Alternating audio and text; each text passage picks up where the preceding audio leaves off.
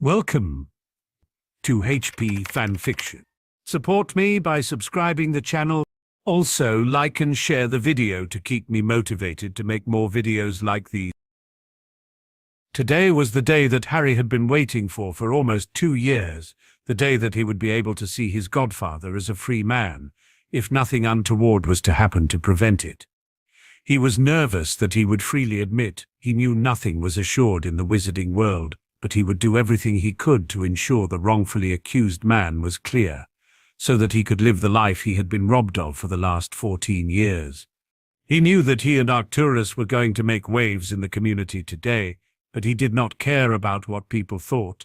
In his eyes, he was doing the right thing, and he would happily sacrifice his popularity and the public opinion of him to succeed in what he needed to do. He also hoped that with he and Arcturus making a public appearance, that the trial of his godfather would not be seen as such a big deal.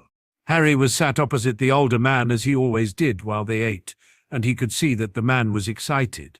His eyes were alight with that excitement and anticipation, and Harry was sure he was planning something that would be both grand and memorable. The only time Harry saw the older Black in such a good mood was when he had or was about to really give someone a good dressing down. He knew that the man was going to be in his element today with so many potential morons to insult and subdue in one room. Harry shook his head at the thought. Today was going to be very entertaining at the very least. "Are you ready, Potter?" the older man suddenly asked, the glee evident in his voice. Harry nodded at him and smirked. "You look like a kid at Christmas," he pointed out. "Oh, this is going to be the most fun I've had in years," he replied with a smirk of his own. "It's about time someone slapped the dust of those stagnant old puppets and piss in the face of the bastards that are pulling the strings," he explained. "And that's your plan?" Harry asked with a raised eyebrow. "Yes," Arcturus answered simply. "It was never a good session unless I'd upset the establishment, and I have 15 years of it to catch up on. Some of those shits have gotten way too big for their boots without a good kick up the arse to keep them in line. By the time I'm finished with them, they will be queuing up to either kiss my ass or have me killed," he finished. "Probably the latter," Harry mumbled ruefully. "With what I'm planning, there will be some wet and brown trousers that I can promise," Arcturus replied cryptically. "Remember your glamour and don't sit near me," he added. "Why?" Harry asked, puzzled. "Dramatic affect, Potter. As soon as you announce yourself, Fudge will start blowing hot air," he said knowingly. "Just wait and see," he advised, shaking his head. Harry released a deep burst of air but nodded. He knew there would be no changing his mind when it was made up, so he would just have to play along. Also, he was much more well-versed in politics, so it was definitely in Harry's favor to listen to the man. "It's time to get that idiot grandson of mine," the older man announced. "Put him under that cloak and make sure he keeps his stupid head down. Potter, for fuck's sake, do not let him piss this away," he finished sternly. "I'll keep him in line," Harry promised. "Good, if not the Potter line ends with you, boy," Arcturus warned. "And Potter," he asked, making sure he had his attention, "don't take any shit from any of them. Charles didn't, and you shouldn't either. You are a Potter, don't forget it," he reminded him firmly. Harry gulped and nodded. He knew the man was not joking. Harry collected everything he would need and apparated to collect his godfather, feeling more and more nervous about the day ahead. Break. If Harry was nervous, then it was nothing compared to what Sirius Black was feeling. He knew that today he would be either a free man or once again a resident of Azkaban. That thought alone terrified him, not that he couldn't survive it again. What terrified him the most was the thought of Harry being left alone to face what was coming, a thought that had haunted Sirius since Harry had informed him that he had handed the rat over. So many things could go wrong today, and Sirius prayed to every deity he knew of to favor him. He was shaken from his thoughts by the arrival of his godson, who he immediately clung to in a sense of desperation. "We don't have to do this, pup," he rambled. "We can just leave things as they are, then at least I can still be here when you need me," he added almost pleadingly. Harry smiled at his godfather and could understand his frantic demeanor. "Calm down, Padfoot," he intoned. "If things go wrong, I will personally come and break you out of Azkaban," he promised, causing the animagus to return a weak smile. "Just have faith in the old man. He wouldn't let this happen if he wasn't sure about it, Harry explained. I know, it's just hard, Harry. Sirius responded with a swallow. It's been 14 years, and I may as well have had no life. I lost you and everything else I cared about. After today I might just have a chance to have something of a life again, he finished. Harry placed a hand on his godfather's shoulder and gave it a gentle squeeze. I know life has been cruel to you, but after today we will make up for it. I promise, Harry spoke confidently. The confidence his godson was showing calmed the man considerably, and he knew the teen would not steer him wrong. Sirius looked at the boy and couldn't be prouder of the man he was becoming. Thank you, Harry, he said sincerely. I'm not sure what I would do without you, he added. Neither would I, Padfoot, Harry returned the sentiment. Now shall we go and claim your freedom, you mongrel, he asked, with a smirk. Sirius looked affronted. I will have you know that I, Sirius Orion Black, am a dog of the finest breeding, he replied. Morphing into the black behemoth and posing regally, Harry shook his head. It was moments like this that he was beginning to truly appreciate, and after today he was looking forward to many more like it. Breek! After having made it through the checkpoint, Harry and Sirius were making their way to the chambers in which the Wizengamot meeting would be taking place. Harry spotted Amelia Bones scanning the passers-by, clearly looking for someone. He managed to catch her eye and give her a nod, to which she gestured for him to join her in a room to her right. Potter, I assume, she stated as he closed the door behind himself and his godfather. At his nod, she continued, Look, I managed to tip off every major publication in the country to ensure that Fudge can't simply sweep this under the rug, she explained. He will immediately know that something is going on, but by then it will be too late, she added with a grin.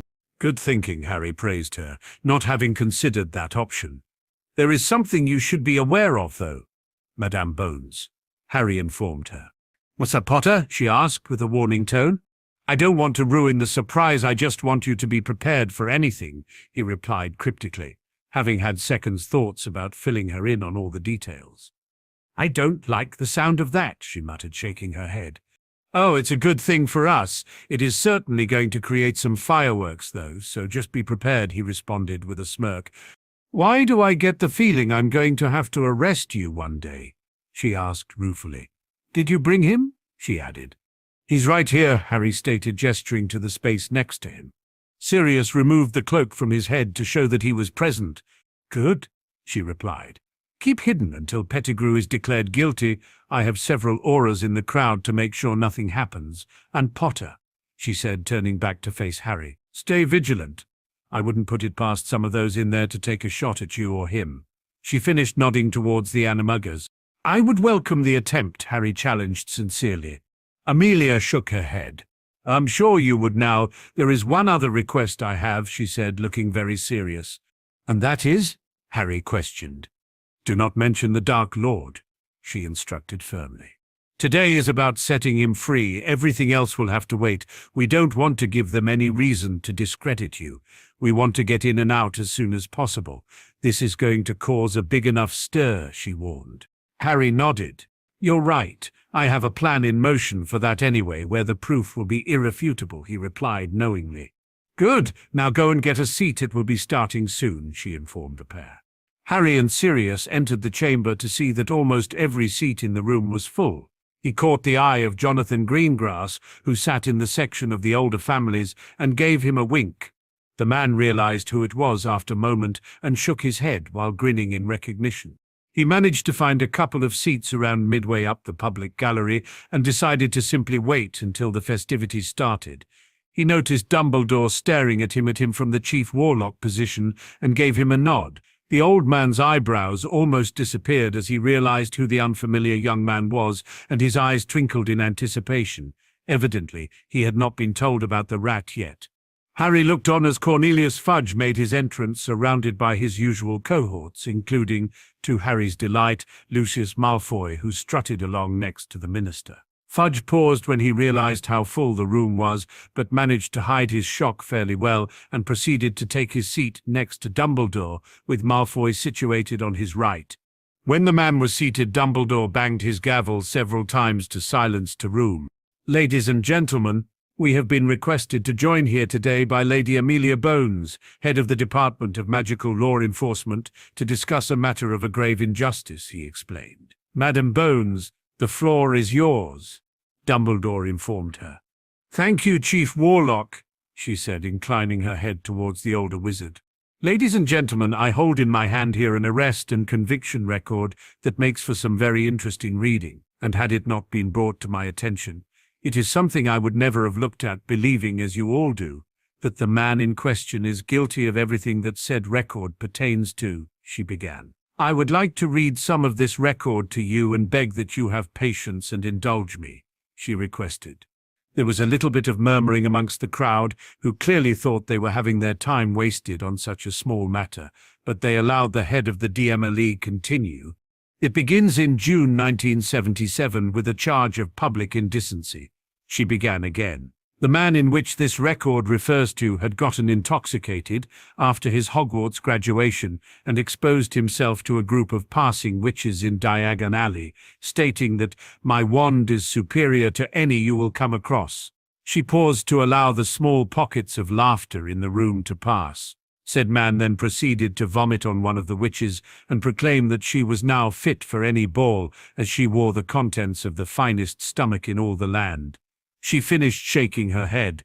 There was some more laughter in the room, and Harry could feel his godfather shaking in his efforts to control himself under the cloak next to him. Harry just face-palmed and waited for the moment to pass. The man was ordered to pay a 100 galleon fine and make a formal apology to the woman in question. Amelia continued after the laughter had subsided. There are a few more less serious incidents involving the same man, and each time he was arrested and ordered to pay fines and one bout of community service, all recorded in this file, she explained, waving the documents. So I believe it would be fair to deem him a casual nuisance at best. Agreed, she questioned the gathered people. There was a mumble of agreement from the members of the Wizengamot, and Amelia continued. When we reach the year of 1981, things take a sudden turn for the worse, she continued gravely. The arrest record, dated November 2nd of that year, is far more serious. 14 counts of murder, she explained. I am of course referring to the criminal record of one Sirius Orion Black, she finished. The uproar in the room was spectacular, and it took several minutes for the room to calm down. What is the meaning of this, Amelia? Fudge shouted, turning red in either rage or embarrassment. Well, that is where the record ends, the witch explained. There is an arrest record, but there is no transcript of a trial, nor is there any documentation of a sentence, she added. His sentence is life in Azkaban, Fudge replied in rage. He is guilty, there is no doubt about it, he said warningly and with a hint of threat in his tone. Well, I looked into the matter, Amelia continued, and there was no trial, and Sirius Black was never convicted in a court of law, she informed the room. Well, that is easily fixed. I will sentence and convict him now, Fudge replied, as though the matter was now dealt with. Actually, Cornelius, you won't, Amelia retorted. And why is that, Madam Bones? Fudge asked, using her job title purposely. I am the Minister of Magic, and I feel that it is within my power to do so, he said smugly. And I am the head of the DMLE. It is part of my job to ensure trials are completed and sentences are befitting of the crime committed, she responded. And the reason you will not sentence Sirius Black is because new evidence has been brought forward that in fact clears his name, she added just as smugly. Again there was an uproar in the room as many men and women shouted what they thought of that piece of information. The case is 14 years old, Amelia. What new evidence could there possibly be? Fudge questioned, clearly becoming flustered. A new suspect, Amelia answered simply. Impossible, Fudge retorted, to which Amelia raised her eyebrows. Bring him in, she shouted towards the door of the chambers. The door opened to admit Kingsley Shacklebolt and Mad-Eye Moody, dragging Pettigrew between them into the room. Harry saw Malfoy blanch and several other people in the room shift uncomfortably. He made sure to take note of them. The two auras placed and bound the man to the chair that was already set up in the center of the room. Ladies and gentlemen, I give you Peter Pettigrew, Amelia introduced the squat man. Again, there were many shouts of outrage, and it took a cannon-like blast from Dumbledore's wand to silence them. Peter Pettigrew is a national hero, Fudge shouted at the head of the DMLE. "He is the reason we captured Black," he added. "I do not know who this man is, but you have crossed the line," he finished with a roar, pointing a shaking and accusing finger at the witch. "This is the man stated. It has been verified by several sources," she explained, ignoring the minister. "Then why is he in your custody?" he asked. "Surely we as a nation should be celebrating the return of a hero, and yet you have him bound like a common criminal," he countered, but was clearly looking nervous. "He is in my custody as he was apprehended by a member of the public who recognized him and knows for a fact that he is guilty of not only murdering the muggles that Sirius Black is accused of, but also selling out the Potters to you-know-who that led to said murders," Amelia explained, sounding a little smug. Fudge was clearly getting flustered, especially at the reference to Voldemort. "And what evidence do you have to prove this?" he questioned. "For starters," Amelia began, "we have questioned Pettigrew under Veritaserum, and he had some very interesting things to say," she continued. And she continued further, walking towards a very shaky Pettigrew. "There is this," she said, pulling up the left sleeve and revealing the dark mark on the man's forearm. There was a gasp within the room as the offending tattoo was revealed. It was clear to see that Fudge was thinking hard. Admitting that Sirius was innocent would put his political standing in a very precarious position, especially as the gathered witches and wizards were from predominantly old families who would not take kindly to one of their own being persecuted wrongly to such an extent, despite personal feelings towards the man. "The mark means nothing," he responded angrily.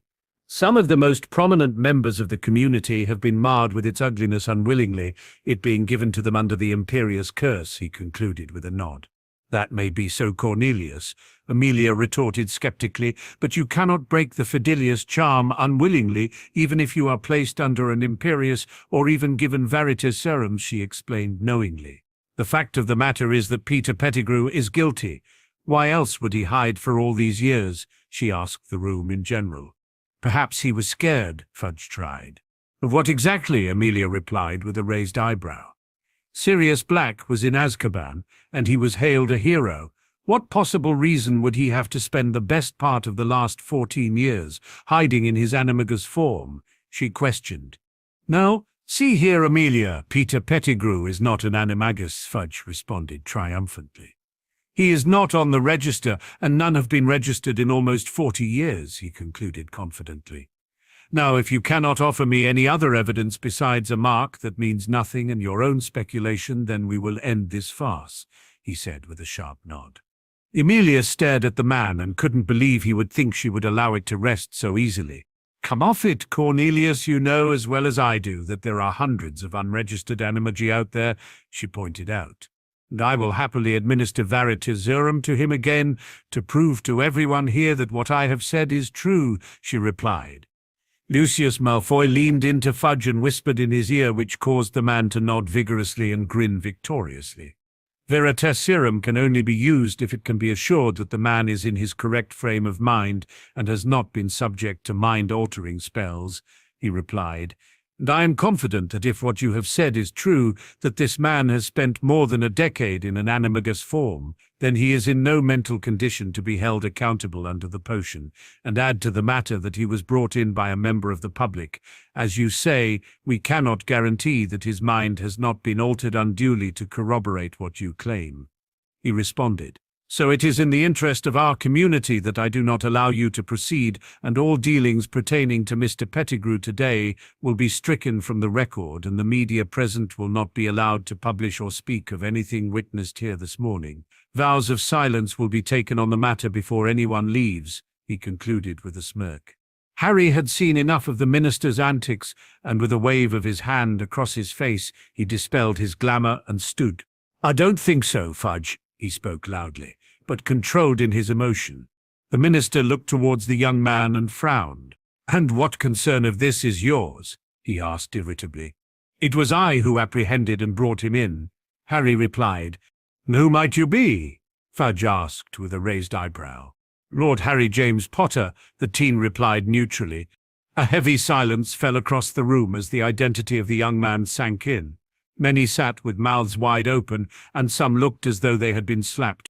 Harry revelled in the shock on the face of Lucius Malfoy, and he took a moment to glare at the now even more pale man. It was those eyes that had Lucius in such a state. He remembered that emerald fire that made him very uncomfortable then, but now it sent a shiver through every fibre of his being. Fudge took a minute to compose himself, but when he did, he was back in full political mode. "Well, Mr. Potter, it is nice of you to come out of the woodwork," he intoned insincerely. "We have been looking for you for some time and have been very concerned for your welfare," he continued. "But you must know that as an underage wizard, you are not allowed within these chambers," he explained with a grin. "Therefore I will have to ask you kindly to go with the Auras who will accompany you to my office, and when this meeting is concluded, we will be having you placed under ministry care, as it seems your current guardians are clearly not fit to care for a child," he concluded. "Actually, Cornelius," Dumbledore cut in, "Lord Potter is able to be within these chambers with his guardian's permission, and as you so accurately determined, Lord Potter's guardians were not suitable, so as Chief Warlock and as Harry's headmaster, I had his care transferred to a much more suitable guardian," he explained with his eyes twinkling merrily. "I will be the judge of appropriate guardians," Fudge replied, annoyed. "I am sure I could find a suitable family in which Potter can reside for the foreseeable future," he said, shooting a glance towards Malfoy that Harry did not miss. "I would be very happy to reside with Mr. Malfoy, if he would be so kind to offer his hospitality." Harry broke in with a malicious grin, to which Malfoy blanched at. "There is no need, Lord Potter," Dumbledore said dismissively. "I have taken it upon myself to have you placed under my care. I couldn't think of anyone more appropriate than the Chief Warlock of the Wizengamot," he explained. "And I am sure there will be no disagreements here," he spoke again, addressing the room, to which no one objected to the old man's conclusion. Fudge looked nothing short of flustered and was clearly thinking hard. His thoughts were interrupted by Dumbledore. "As Lord Potter's current guardian, for however long that may be, he has both my permission and full support in this matter," he allowed, again addressing the room. Malfoy snapped out of his shock and began whispering to the minister again with urgency. "Well, Potter, I have just been informed that Veritaserum would not be appropriate for you," he began. "It seems that you have a high resistance to the Imperious Curse, as demonstrated by yourself in your 4th year at Hogwarts," he elaborated. "That means there is a distinct possibility that you can fight off the effects of the potion. Therefore your input is denied," he finished gleefully. "It is Lord Potter, Fudge," Harry retorted, standing his ground. "And yes, Lucius Malfoy would be aware of my resistance to the Imperious Curse, wouldn't you?" he questioned the blonde. "What is wrong, Malfoy? You look as though you have seen a ghost," he continued with glare at the man. "And I won't allow you to sweep this under the carpet again, Minister," he explained. "I told you about Pettigrew 2 years ago, and you ignored me then, but not this time," he said, shaking his head. "I may not be able to be questioned under Veritaserum, but I can give an oath which I am sure will be sufficient for all of those present," he finished, looking around the room. "I, for one, would be very interested in what Lord Potter has to say," Augusta Longbottom announced, standing to be acknowledged. Harry nodded at the witch in recognition and gratitude. "As would I," Jonathan Greengrass interjected. Fudge again looked flustered and turned towards Malfoy, who was looking defeated. "I will not allow it," Fudge roared, slamming his fist on the table. "Yes, you will, Fudge," Harry replied calmly. "My godfather has spent 12 years in Azkaban because of ministry incompetence, while the man responsible for the death of my parents has been allowed to roam free," he continued. "If there are no other objections, then you have no choice but to allow it. But answer me this," he added.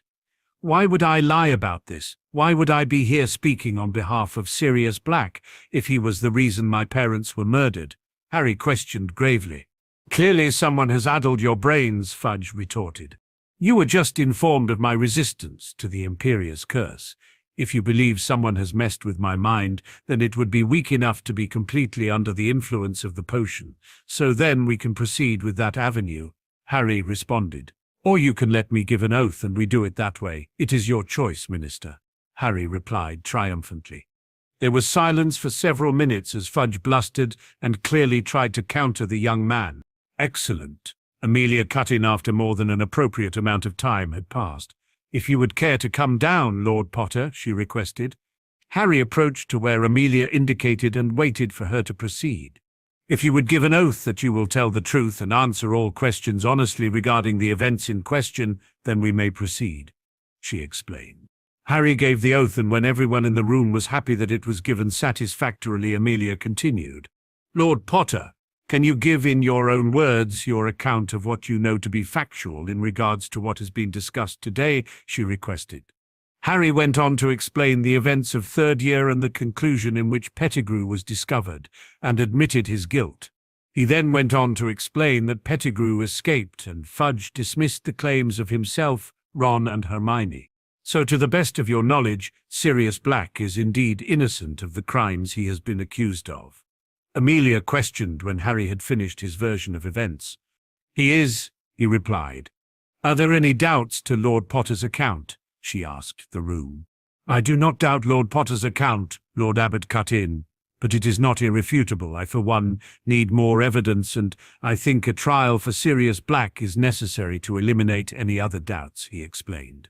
"I think you are right, Lord Abbot," Amelia replied, surprising many in the room. "Mr. Black, if you don't mind," she requested. To the shock of the room, Sirius Black appeared where Harry had and made his way to where his godson was now stood. "Auras, arrest that man," Fudge roared.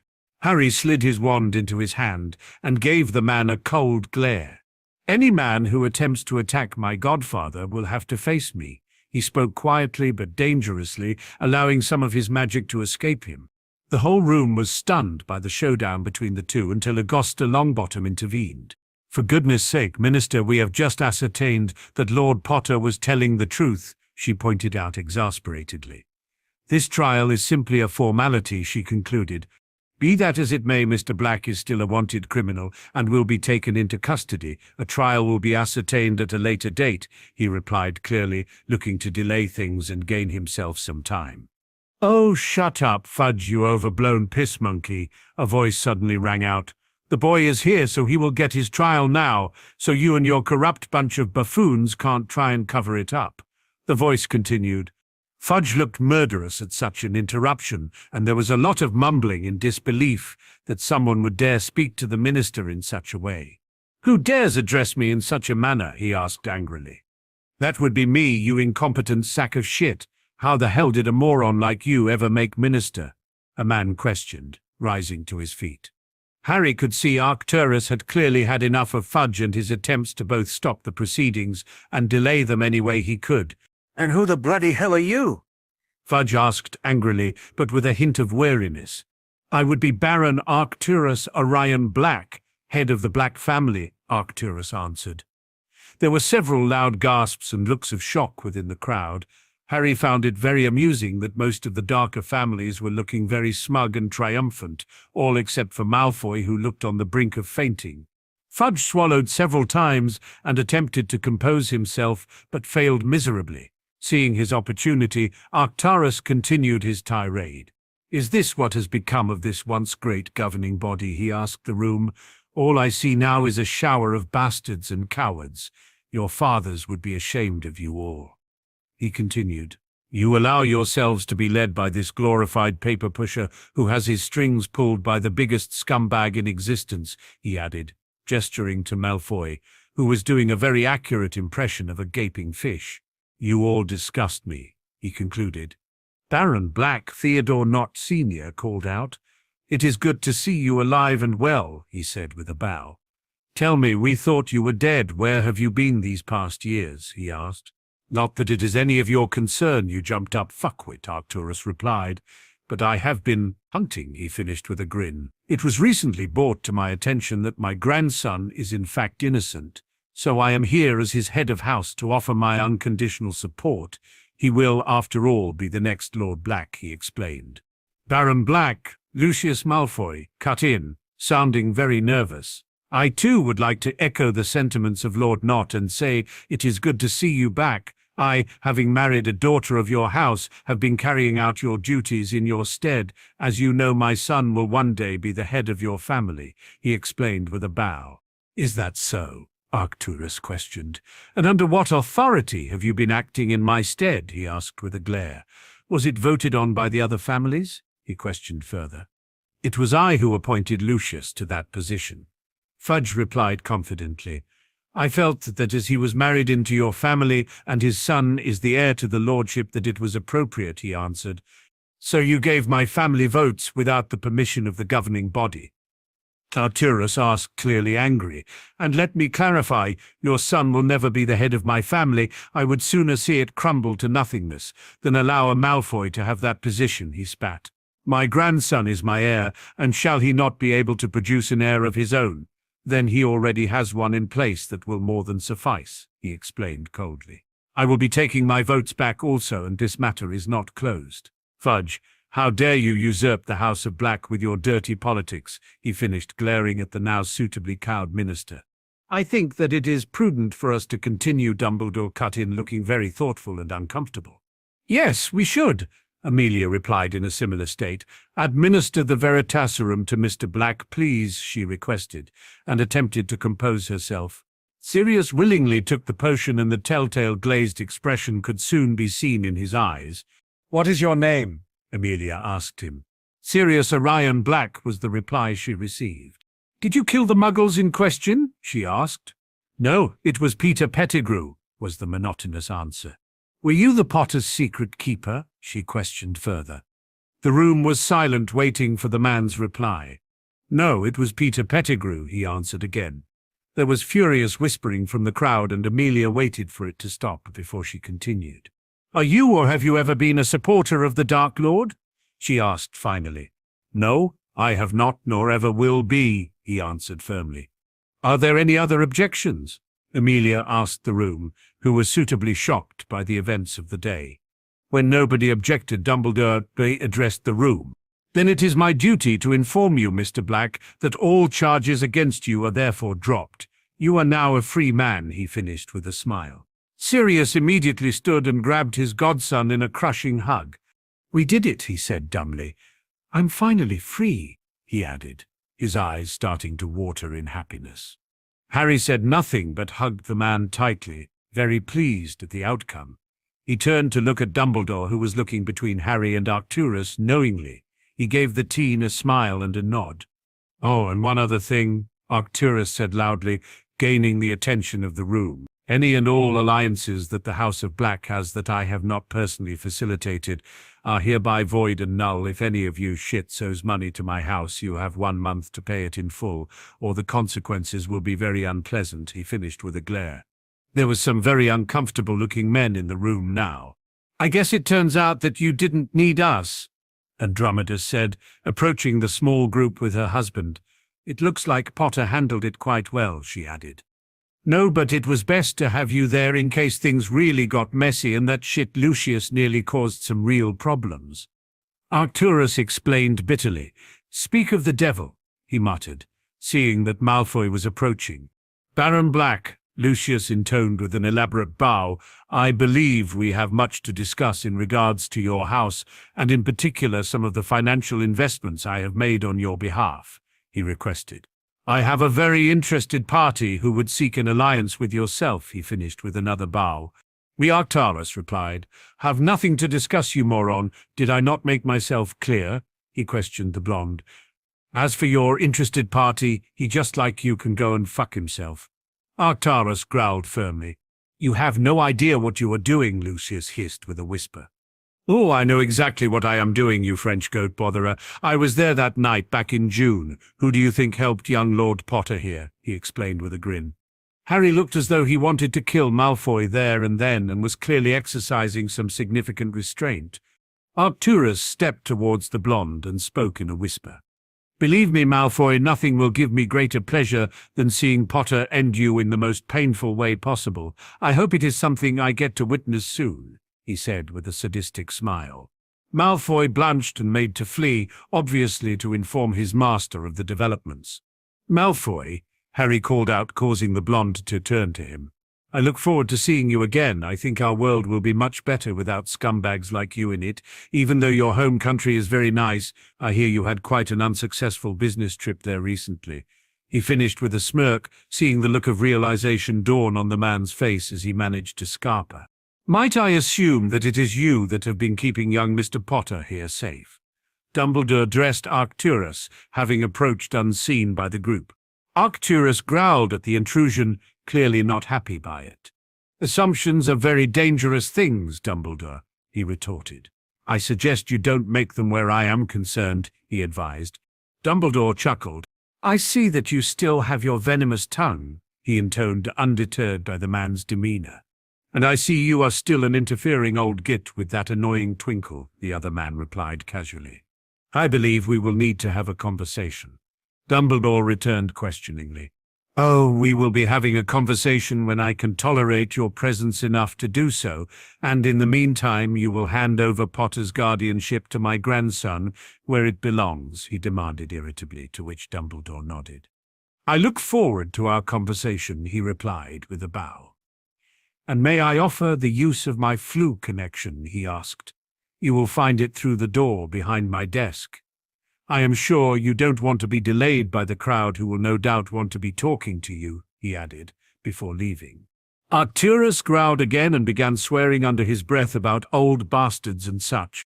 Nevertheless, the group made their way to the flu point as directed by Dumbledore when Harry was stopped by Jonathan Greengrass and Robert Davis. "You certainly know how to make a Wizengamot meeting much more interesting, Lord Potter," Jonathan said while the other man nodded his agreement. "I very much look forward to seeing you again," he finished with a genuine smile. "You too, Lord Greengrass, Lord Davis," Harry replied, returning the smile. The group continued to the flu point, ignoring the looks from several others who clearly wished to speak to them, but clearly dared not approach. "Back to my place?" Sirius questioned. "Yes, it has been some time since I've seen that hovel," Arcturus answered with distaste evident. "I need to speak to the elf as it happens," he added. With that, the group flooded to Grimmauld Place and all took seats around the kitchen table, but were quickly and unceremoniously interrupted by the arrival of most members of the Order of the Phoenix. "Dumbledore asked us to meet here," Kingsley explained, giving a nervous glance towards Arcturus, who was mumbling about being surrounded by imbeciles. "Then we should leave," Andromeda announced, standing. "You will stay put," Arcturus instructed firmly. "This is a Black family home and we will be present in it as and when we wish," he finished, glaring at the Order members who were looking confused by his presence. "You are, of course, quite right, Baron Black," Dumbledore agreed, entering the room, causing some of the gathered people who knew of Arcturus to gasp. "It would be quite rude of us to insist that you leave," he finished. "You don't mean to offer him membership?" Molly Weasley asked nervously, to which Arcturus allowed a bark of laughter. "I wouldn't join this group for all the gold in Gringotts," he snarked bitterly. "You all might be happy kissing his crinkled old arse," he added, pointing to Dumbledore. "But I will answer to no man," he finished resolutely. "So whose side are you on?" Kingsley asked, clearly offended. "Mine," Arcturus answered simply. The room was silent for some time until Molly broke the silence.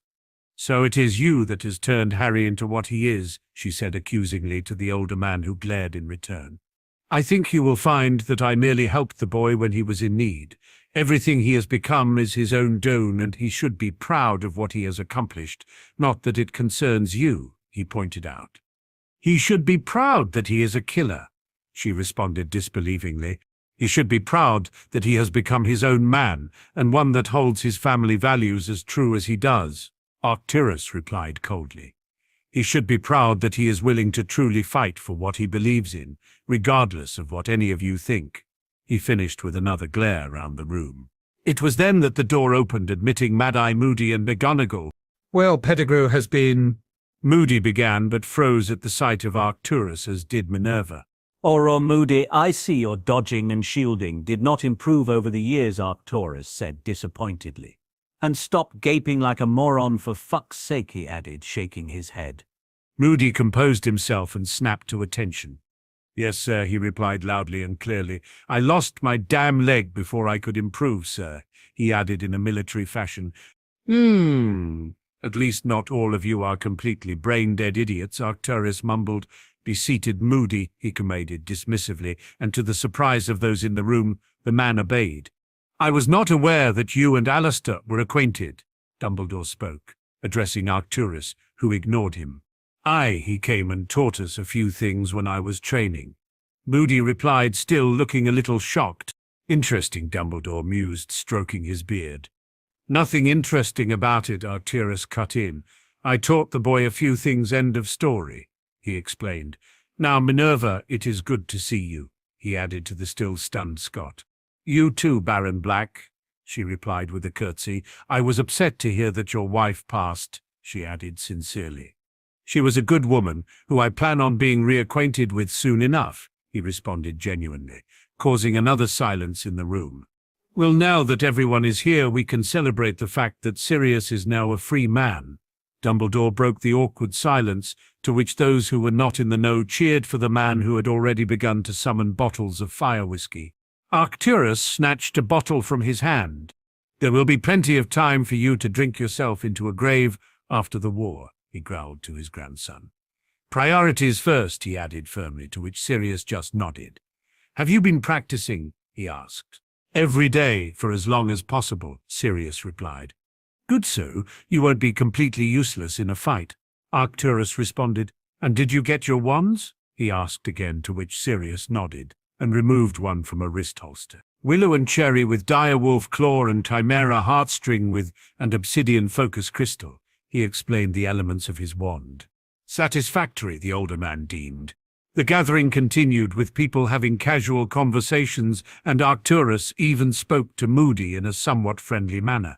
It wasn't much later that the door opened, revealing a very disheveled Remus Lupin, to whom Sirius ran to immediately. We did it, Moony, I'm free, he announced, pulling his childhood friend into a hug. That's great, Padfoot, the man replied genuinely, but he still looked apprehensive. Remus, what's wrong? Sirius asked in concern. Before the other man could reply, a woman entered the room and moved him to the side and simply stared at Sirius with so much emotion in her eyes.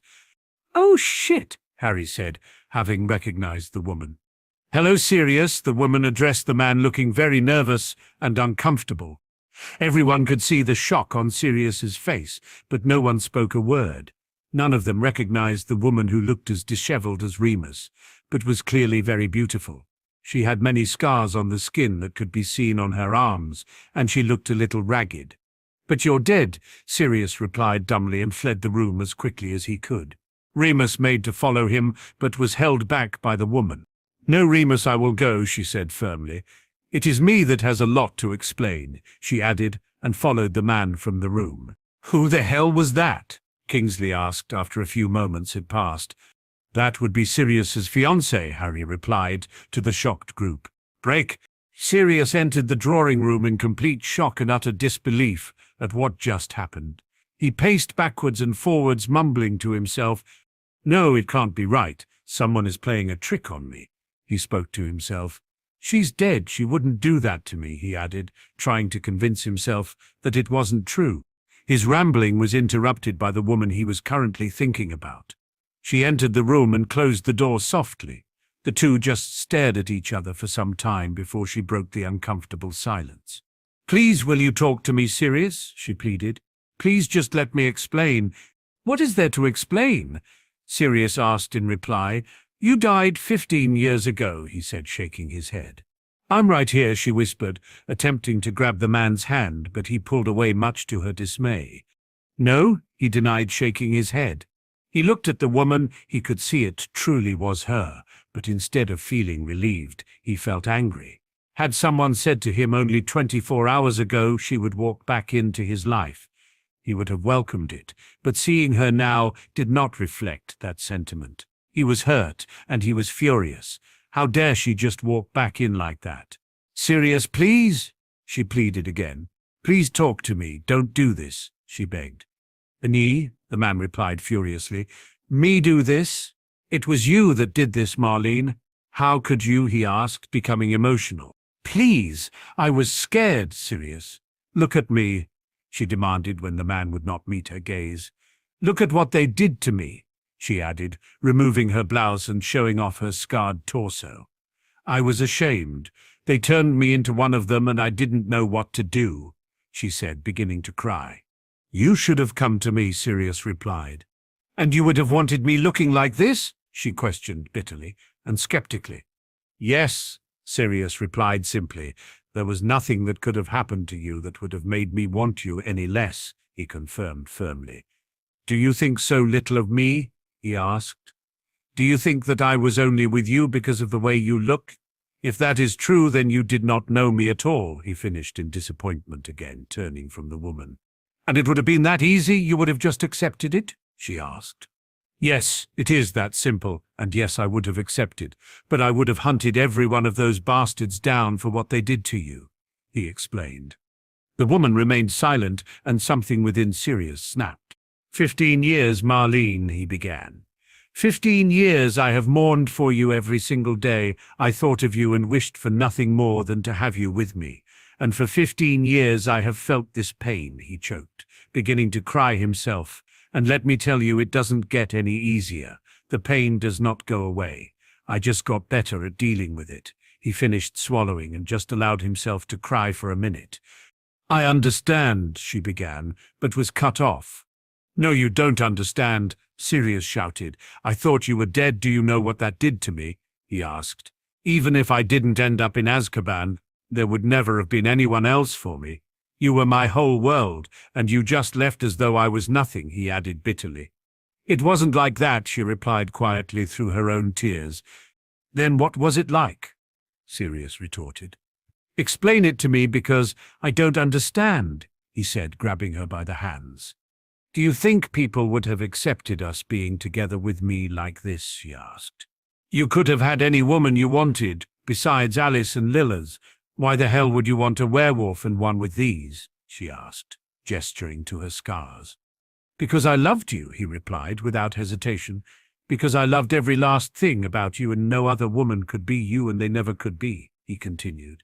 Regardless of if you were a werewolf or not, I would have stuck by you, and everyone and everything else be damned, because I know that we would have been happy, and that is all that would have mattered to me, he finished.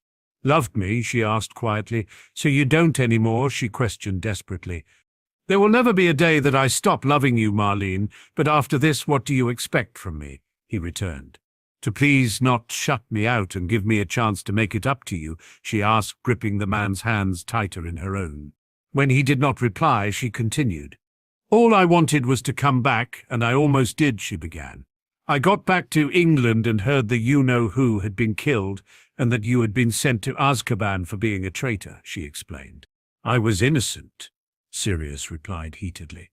And I know that now, but I didn't then, she responded.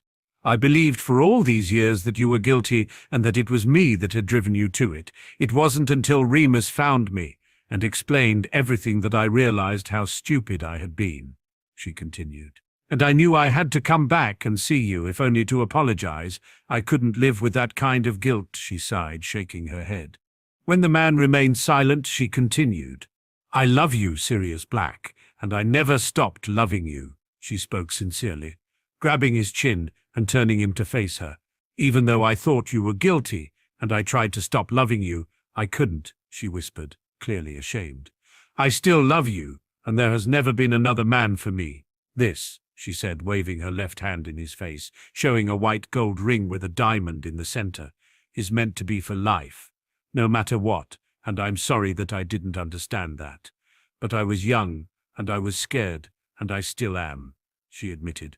If you want me to leave, then I will, but please do not make the same mistake that I did, she pleaded. When Sirius remained silent, she pulled away dejected and began to remove the ring to return to the man. He grabbed her hand, stopping her, and looked her in the eyes, the same eyes he had thought about the last 15 years, those same eyes he had fallen in love with all those years ago. You mean it? He managed to croak, his eyes welling with tears. With all my heart, she answered sincerely. Sirius grabbed her and pulled him to her, clinging as though he would never let go. He certainly didn't plan to. It would be some time before they would be seen again. 15 years is a lot of lost time to make up for. Break. Lord Voldemort was currently sat at a table in Malfoy Manor going through the various reports he had received from his men on the continent. Things were beginning to look up. He had managed to easily bring the werewolves to his side, and he was about ready to begin negotiating with the vampires. He was even managing to find more followers from abroad, which pleased him greatly, and they would certainly be a welcome addition to the army he was amassing. He was a little concerned that the rat had still not returned, but he took the sign of the returning Dementors as a good thing. The problem with them was that he could not communicate with them, but they seemed to be in their normal spirit. He was dragged from his thoughts by the door bursting open to reveal a very frantic and concerned-looking Lucius Malfoy. "This had better be important, Lucius," he hissed. "I am very busy," he added. "My lord," Lucius intoned, bowing before the man. "It was Potter," he managed to stammer out. "What are you blathering on about, Lucius?" Voldemort replied, confused. "He was the one in France, my lord," he whispered, clearly fearful of his master's wrath. "Impossible," the Dark Lord spat. "Potter is dead. I killed him," he continued vehemently. "He caught the rat. He was at the Wizengamot today," Lucius responded almost pleadingly. Lord Voldemort allowed a moment to pass for the information to sink in and to let the shock pass. After a moment he roared in fury and aimed his wand towards the wall and blasted an enormous hole in it. "Rookwood," he roared. The two men waited for the third to join them. When he did, he looked confused for a moment and then fearful after gauging the mood of the Dark Lord. "My lord," he greeted, bowing to the clearly furious man. "I want the guard on the Department of Mysteries doubled, and I want to know the second anyone enters the room who should not be there," he ordered. "Yes, my lord," the man replied with a bow. "Fetch Raoul and Nort also. I have a job for the three of you," he demanded, to which the man left immediately to carry out his orders. "That is not all, my lord," Lucius cut in, shaking and cowering. "What else is it?" Voldemort asked daringly. "Black is back, Arcturus," he managed to stutter out. The Dark Lord could not understand how that would be so important, but then the realization sunk in, not that Lucius would understand the importance. His Horcruxes. Regulus knew about them and must have told the old bastard, but why would he get involved? He realized it must have been him that helped Potter, and then it sunk in. He must have known the Dark Lord killed his grandson, and the Blacks did not take kindly to transgressions against them. Arcturus had a reputation for vengeance. It was well known that he fought against Grindelwald for killing his brother and father. He would have to be eliminated. He could cause problems, but Potter was the main concern, and the Dark Lord was truly concerned. No matter how much he had tried, he had not been able to kill the boy. "You said that it was Potter in France?" he questioned Lucius with a hint of worry. "Yes, my lord," Malfoy replied, keeping his head bowed. "It seems that he has learned a thing or two," he mused to himself, his worry increasing.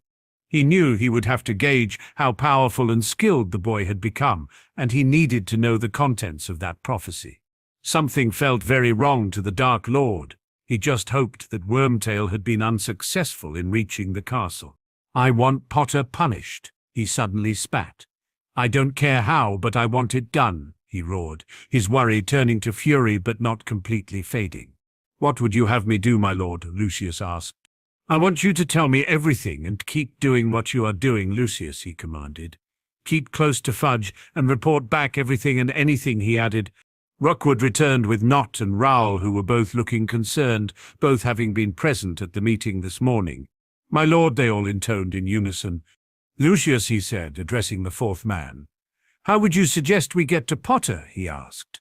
"If he is protected by Black, then there is no chance, and it is impossible to get to him at his relatives because of the wards in place," he began knowingly.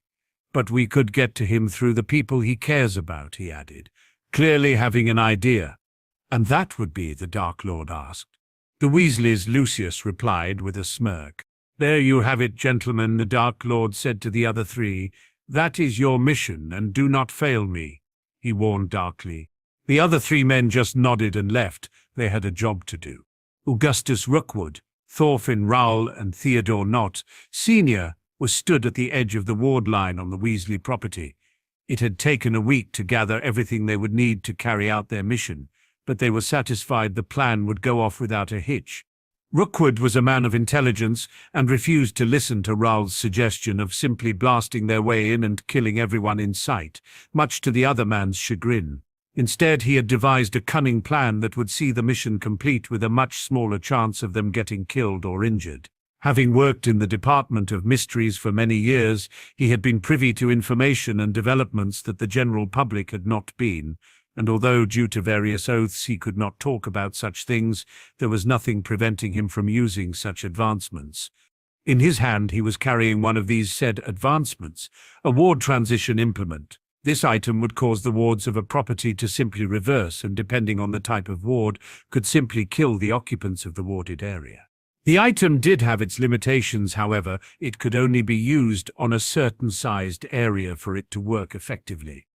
The Weasley property was big, so before he could use it, he would need to significantly reduce the reach of the wards. But that would only work in his favor. The ward power would not diminish, but would instead be more concentrated on a smaller area, making them unstable but a very deadly weapon. The other problem was that the item itself was extremely difficult to create, very expensive, and the needed materials were near to non-existent and could only be used once. He had managed to steal this one from the department many years ago and had held on to it just in case the need ever arose. He had spent much of his time here this week analyzing the ward scheme put in place by the Curebreaker's son, and he was very impressed by the work. It was second to none. And the boy clearly had no qualms about killing to protect his family. If his ward scheme was anything to go by, the lethality of the wards would be his family's downfall, however, as they were assured to eradicate any living creature that would be caught in them. My, these are very impressive wards," he informed the other two. "Raoul, keep your foolish hands to yourself and do nothing. If you fuck this up, then we all die," he explained firmly. The hulk of a blond man just nodded and stood still. He was not a man of intelligence, but he understood that if Rookwood thought something was dangerous, then it most certainly was not something to take lightly. Augustus began the process of shrinking the wards to a more fitting size for the device. It took only a few minutes to complete, and only had to remove one additional proximity ward. He was about to activate the item when he was halted by Not. "Shouldn't we see how many people are in there first?" he suggested in an overly oily voice. "It would not be satisfactory for us plans so much to find that there is nobody home," he said with a raised eyebrow. Rookwood kicked himself mentally for forgetting the most simple yet important thing. "Hominum revelio," he mumbled and frowned at the results. "How many of them are there?" he questioned. "There should be 9 of them," Not replied. "Well, there are only 3 on the property," Rookwood explained. "3 will be enough," Not said with a nod. "We want to punish Potter. This will do," he finished. Rookwood just shrugged and activated the device. He placed it within the ward line itself and waited. Around 30 seconds later, loud screams could be heard for a few moments, and then the property was silent. They may have only gotten 3 of the redheads, but it would be sufficient for now. Break. Albus Dumbledore, along with the rest of the Hogwarts staff, were having a peaceful evening meal in the Great Hall, minus Umbridge, a welcome absence to them all. Although Dumbledore enjoyed the antics he would see from the students at meal times, he had to admit to himself that it was occasionally pleasant to enjoy a meal such as this with his friends, in which they wouldn't be disturbed by the drama and noise from hundreds of noisy young witches and wizards. He was currently sorting through the daily mountain of correspondence he received when he came to a letter from the Department of Education and Examinations, simply marked, "To the guardian of Harry James Potter." He opened the letter and read the contents. He found himself very surprised, but could not understand why. He knew that Harry was an exceptional wizard, but this went beyond what he had expected from the young man. He shook his head and gave a little chuckle, garnering the attention from the assembled staff members. "It appears that young Mr. Potter has taken it upon himself to complete his ODAB already," he informed them. "Surely he would not have been ready," Minerva intoned disbelievingly. "I think you will find, Minerva, that with the right motivation and a good enough influence, the possibilities of a determined young man are endless," he said with a smile to the witch as he handed her the parchment. "Impressive," she whispered as she finished reading. "I very much doubt that these will be beaten this year," she added. "It is a shame that Miss Granger is so rigid in her approach and relies only on information she finds in books," she continued. "She would no doubt be a much better student if she was more flexible and would formulate her own conclusions from her studies, something that will have to change when she sits her newts," she finished. "Yes, but it is something she will learn to do, that I have no doubt," Dumbledore replied. Minerva paused as something the older man had said finally clicked into place. "Surely, Albus, you don't think that Arcturus Black is a good influence on the boy?" she asked skeptically. "No, Minerva, I do not," was the firm reply she received. I do not believe that it is Baron Black who is his influence, he added. Tell me, Minerva, who is it that young Harry reminds you of now, he questioned. Minerva thought for several moments before she replied. Well, he is not like his father very much, and the only similarity to his mother is the grades he has received, she mused.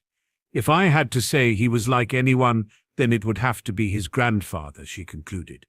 My thoughts exactly, Dumbledore concurred. I still remember that duel he had with the German Flitwick piped up. He was a very impressive fighter, he added. That he was Filius, Dumbledore agreed. The man was quite the rogue, Minerva cut in. But very dangerous. I also remember that duel Filius I sometimes think I can still smell the burns, she said, wrinkling her nose in disgust. Yes, but it is much better that Harry is like Charles, Dumbledore continued sadly. He will need to be in the coming conflict, and he could certainly have much worse role models, he finished. The boy should be locked up, Snape spat distastefully. Severus, Dumbledore reprimanded firmly. I have told you time and time again about your attitude towards the boy. I would recommend that you curb it, he advised the potions master. I do not doubt that Harry meant what he said about treating you with the same contempt that he does any other that carries that mark, he advised knowingly. And you would allow him to attack me? Snape asked disbelievingly. It is out of my control, Dumbledore replied. Harry is his own man with his own morals. If you treated him with respect, then you may find that he is a powerful ally for you. You are, after all, seeking the same end, he said to the man. He does not deserve my respect. Snape spat. He is a mediocre wizard who has gotten lucky a few times, and luck runs out, Albus, he replied. And Potter clearly understands that, Minerva interrupted, handing Snape the parchment she still held. That is why he has been studying and training so hard, she added, with a glare. Snape read the parchment, and although he would not admit it, he was impressed by the whelp. Training? Using dark magic, you mean? You saw what he did to those men, he said, pointing a finger at the Transfiguration Professor. You are referring to his family magic. Dumbledore intervened, starting to become annoyed. Family magic? Snape asked with a raised eyebrow. I was not aware that the Potters knew dark magic like that. If they did, I'm sure the boy's father would have taken great joy in cursing me like that, he added bitterly. Harry, just like his father, is not just a Potter, Severus, Dumbledore spoke, shaking his head. It just so happens that Harry has learnt the family magic that James did not, he explained sadly. What the hell are you talking about, Albus? Snape asked exasperatedly. Harry is also a Black on his father's side. Surely you knew that already, Dumbledore asked the man. Snape, in fact, did not know that. The Potters were a secretive bunch, and Regulus nor Bellatrix had told him. That does not surprise me, Snape intoned. He is just as insolent as his father and his godfather were, and now he has learnt the dark magic of the Blacks. Great, he will no doubt be the next Dark Lord, he spat, causing the others at the table to gasp. No, Severus, he will not, Dumbledore responded firmly. Harry is doing what he has to do to end this and to make sure he survives. I too was worried that he was becoming dark, but after speaking to the boy, it clearly is not true, he added. He does not enjoy the killing, but it is a necessity of war, and there is no doubt that many more will fall to his hands. But I, for one, support him and will be there for him if and when he needs me, he finished resolutely. The staff were suddenly interrupted by the arrival of Umbridge, a couple of Eras, and a very gleeful and triumphant-looking Cornelius Fudge. Ah, Albus, I am so glad we could catch you, the minister spoke insincerely. I have some very good news for you, he explained. Dumbledore very much doubted that what the man had to say would constitute good news. And what good news would that be, Cornelius? He questioned the man. We will get to that momentarily, Fudge dismissed. Let me ask you, Albus, when was the last time you took a holiday away from the castle? He asked. That would be 1973, Dumbledore answered. I had the most pleasant visit to Guernsey. It is quite a fascinating place, he added fondly. Well then, today is your lucky day, the minister replied. It has been brought to the governor's attention that you have not had a holiday away from the castle in many years, and it seems that because of this, the standards of the school have been dropping significantly. he explained with faux disappointment. "So they have seen fit to give you the rest of this school year off," he finished gleefully. "Ah," Dumbledore mused, "and I suppose that I have no choice?" he asked, already aware of the answer. "No, Albus, you do not, I'm afraid. Your holiday is to begin with immediate effect," Fudge informed him. "We," he said, indicating his group, "are here to escort you from the castle, and you are not to return until the governors feel that you have had a suitable length of time away. You are, after all, not a young man anymore," he finished. "I see," Dumbledore replied, having expected something like this to happen. "It would appear that you have indeed found a way to oust me, Cornelius. Very savvy," he praised. "No, Albus, it is not about ousting you," the man replied with a fake smile. "It is ensure that our children are under the best care possible, and the governors have seen fit to allow Madam Umbridge here to see to your duties in your absence," he explained. "But I am the deputy headmistress," Minerva cut in, annoyed. "And you will maintain your post," Fudge responded. "There seems little point in moving you around when it is only such a temporary thing," he explained patronizingly. "I see. Well then, as I have very little choice in the matter, I will of course comply with your request," Dumbledore conceded with a nod. "May I please retrieve some of my personal items? I fear, as an old man in the advanced years that I find myself in, some of them are necessary," he explained with a smile. "Yes, you may," Fudge retorted, a little annoyed, "but be quick about it. I have other matters to attend to today," he finished, looking at his watch impatiently. "Albus, you can't be serious," Minerva asked the older man. "No, Minerva, Cornelius is right. It is time that I took some time away to refresh myself. There are many wonderful places I have yet to visit. Perhaps a trip to Wales would be nice," he mused. "And remember, we spoke of this," he added with a whisper to his long-time friend. Minerva nodded. "I know, Albus, but I did not think it would happen," she said sadly. "Just remember to do what is best by the students, and it will all be fine. The wards will keep you all safe," he replied firmly. "Get on with it, Albus," Fudge cut in angrily. With that, Dumbledore exited the Great Hall to pack his things, albeit unwillingly. He knew the students were in safe hands with Minerva and the rest of the staff, but he was not comfortable entirely with the changes the day had brought. It would give him more time to focus on Tom, but right now he was not causing much of a problem. "I will be back soon enough," he said quietly to the castle itself. Break.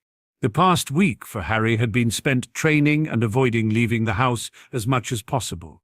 Every day so far the media had been writing about himself, Arcturus and Sirius, and making various speculations about the trio. He had so far been accused of turning dark, truancy, and even disgracing the memory of his parents with his apparent alliance with the Black family. He had received many requests for interviews, which he, of course, had denied, having more important things to focus on. A few had even had the gall to try and force him to attend an interview by sending portkeys that would activate at his touch. Needless to say, Arcturus had been furious and returned them with a few gifts. They soon stopped arriving. He had ventured out a few times in one of his disguises to get a feel for the mood of the community, and what he saw and heard annoyed him considerably. Many still believed that Sirius was guilty and had somehow managed to get off on a technicality, and others spoke of Arcturus and how dark the man clearly was. He heard very little negativity aimed towards himself. It seemed that the public felt sorry for the poor little boy he was and believed he was being taken advantage of. The truth of the matter was that Harry didn't care what they thought of him. His annoyance came from what he had heard about Sirius from the misinformed morons on the street. No doubt Fudge and his cohorts had been pulling strings again. Harry and Arcturus were sat in the drawing and were discussing the developments of the week when they were interrupted by the arrival of a Phoenix Patronus materializing in the room. "Harry, would you and Baron Black be so kind as to join me at headquarters?" The bird spoke in the voice of Dumbledore. Harry turned to the older man, who was eyeing the Patronus with distaste. He averted his gaze towards the clock as the creature vanished and growled. "He knows how to pick his moments. The time is hardly decent," he mumbled in annoyance. "You know you don't have to come," Harry pointed out. "I may as well. It's not like sitting here is very productive," he responded. "Twinkly-eyed old git," he added bitterly. Harry had noticed that since he had gotten the information from Pettigrew that the older man had become even more pessimistic and cantankerous, if that was possible. It seemed that with the 15-year-long Horcrux hunt all but finished, Arcturus had very little to do. Harry hoped he would find something for him to do to at least keep him occupied. He then at least might be in a better mood. The duo apparated away and appeared in the square opposite Grimmauld Place. They entered the house to find it very quiet. The only people inside were Dumbledore, Sirius, and the newly returned Marlene McKinnon. As soon as they entered the room, Sirius approached them, dragging a very nervous fiancée in his wake. "Harry, this is Marlene McKinnon. I'm sure I told you about her when I was drunk," he said a little sheepishly. Harry took the lady's hand and kissed the back of it gently. He then proceeded to look at her critically before shaking his head. "What is it?" she asked quietly. "Well, it seems that my godfather seems to definitely be punching above his weight," he replied. "What would a beautiful lady of your quality be doing with a mutt like that?" he added, jerking his head towards the now gaping man. "You do realize he urinates on things that he sees as his property," he finished seriously.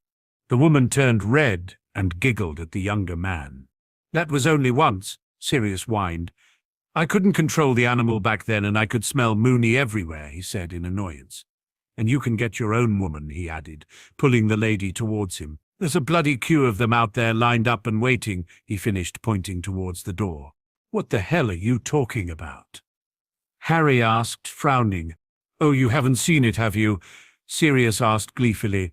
He almost sprinted to the kitchen table and returned clutching a magazine which he handed to Harry, his eyes full of mirth. "Why would I read Teen Witch Weekly?"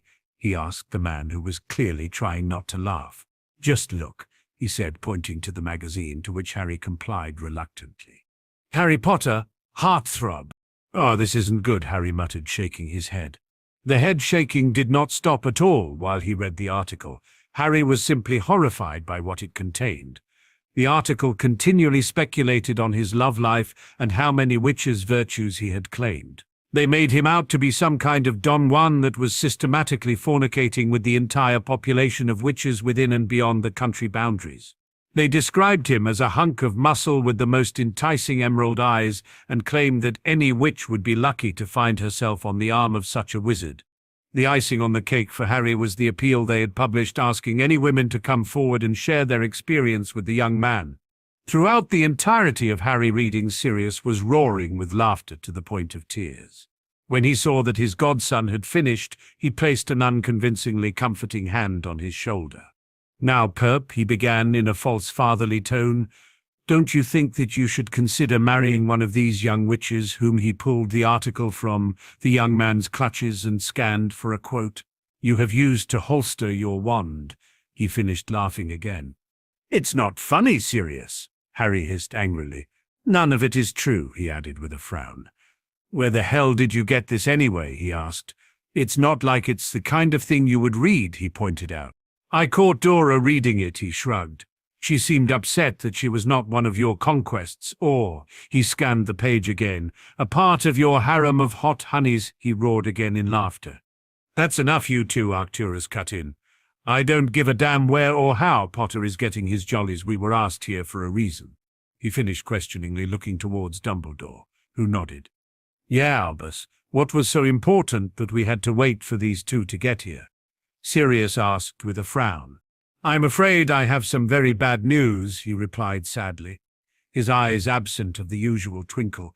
"I just got word from Arthur that the wards at the Burrow malfunctioned," he continued. "Molly, young Miss Weasley, and Miss Lovegood were inside. None of them survived," he finished with a deep sigh. Harry sank into a chair at the table in complete shock. It couldn't be true. Not Mrs. Weasley or Ginny. He had no idea who Miss Lovegood was, but clearly she was an unnecessary casualty of the war.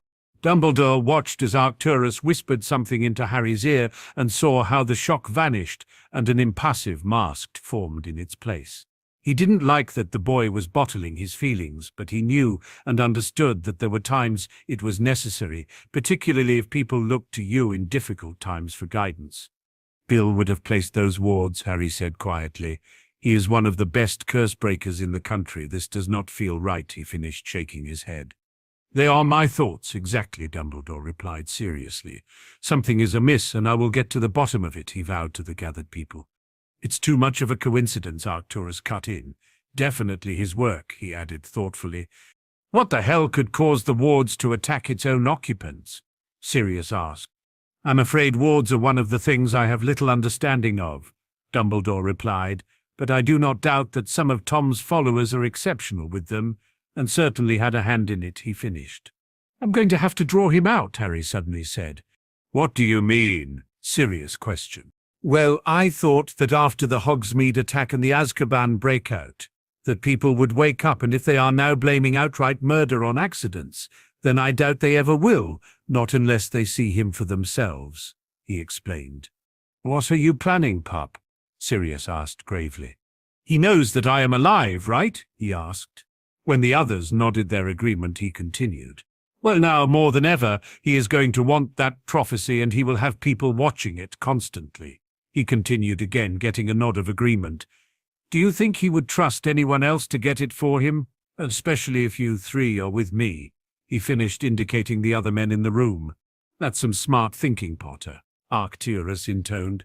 He would have no choice but to come himself. He knows that between us his Death Eaters would not stand a chance, he said a little gleefully. But it does need some fine-tuning, he finished. How so? Harry asked. Well, we need to make sure that the building is quite empty to avoid too many injuries or deaths, he began. So that means a late-night visit, he continued. We need to make sure that we are found by the right people. So that means preferably Fudge and a bunch of Auroras, he added. And you need to make sure that you can hold him off long enough, he finished with a look. Why don't you just kill him, all of you together? And what bloody prophecy? Marlene asked. No, Harry said firmly. I will kill him. It is my fight, he said, glaring at the other occupants. And the prophecy is a meaningless thing to me that means a lot to him, he added dismissively. That's just stupid pride talking, Marlene replied. No, Harry is right, Dumbledore interjected sadly. It is his fight, and myself and Baron Black are too old to last more than a minute against him now, he finished with a sigh. And Sirius understands that this is my fight, don't you? He asked his godfather, who just nodded reluctantly. And you think you can beat him? She asked skeptically.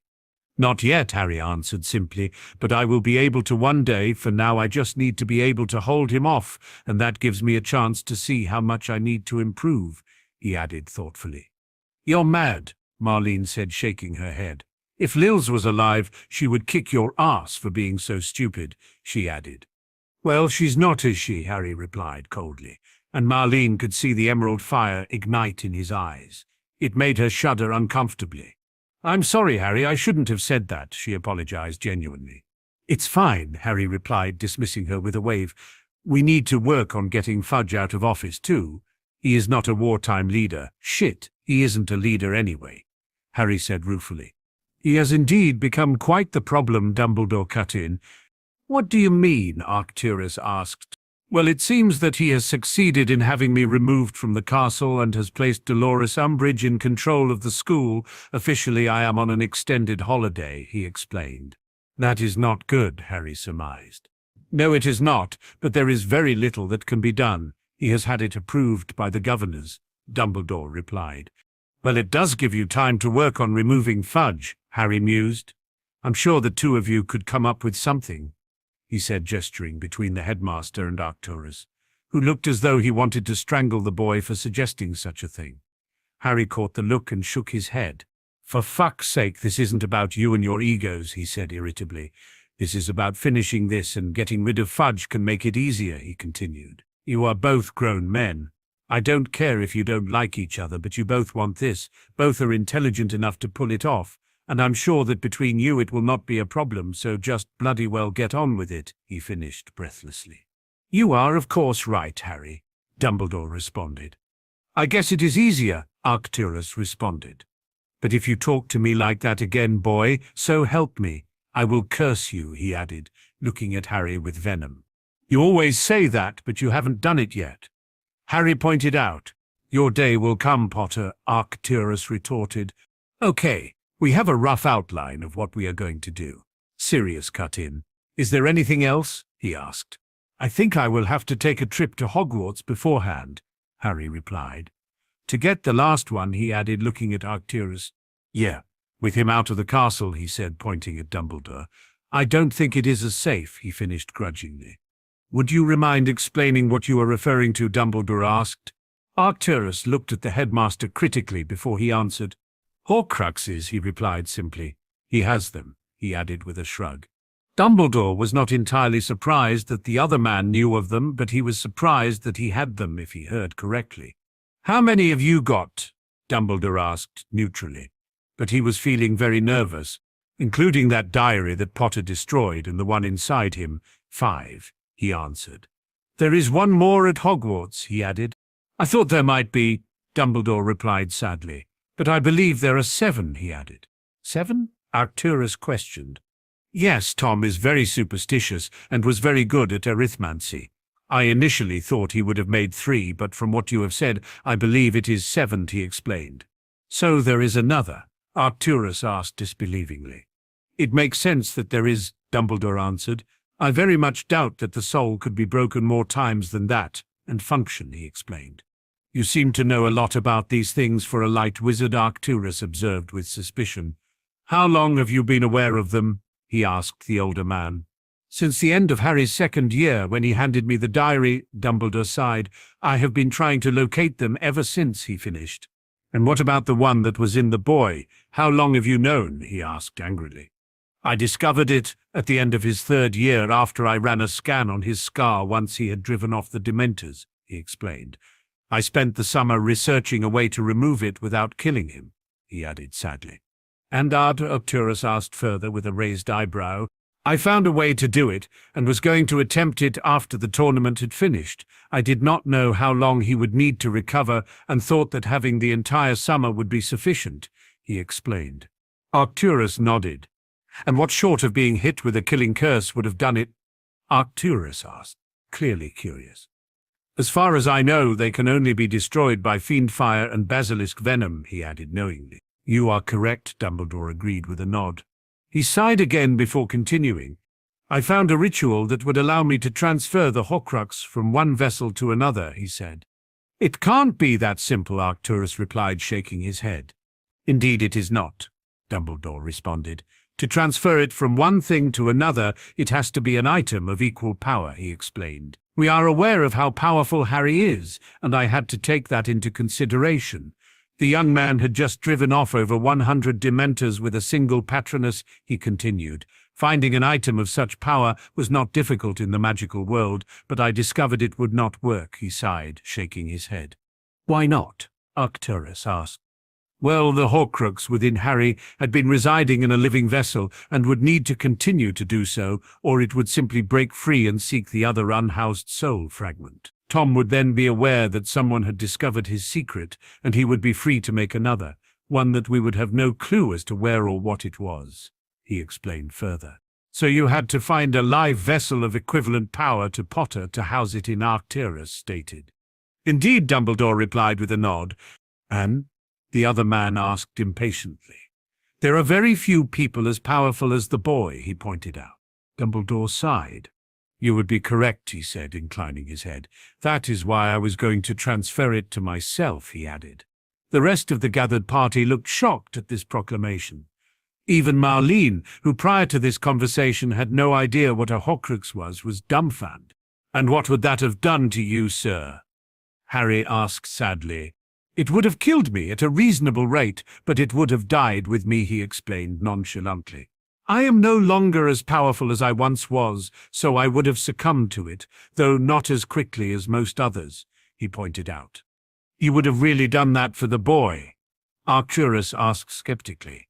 Yes, Dumbledore answered simply, not only because the world needs him much more than it needs me, but because I care for him that much, he said sincerely, looking Harry in the eye.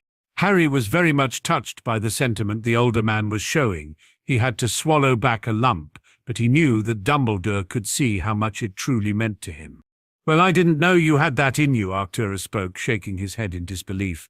Anyway, it didn't come to that, he pointed out, lifting the mood a little.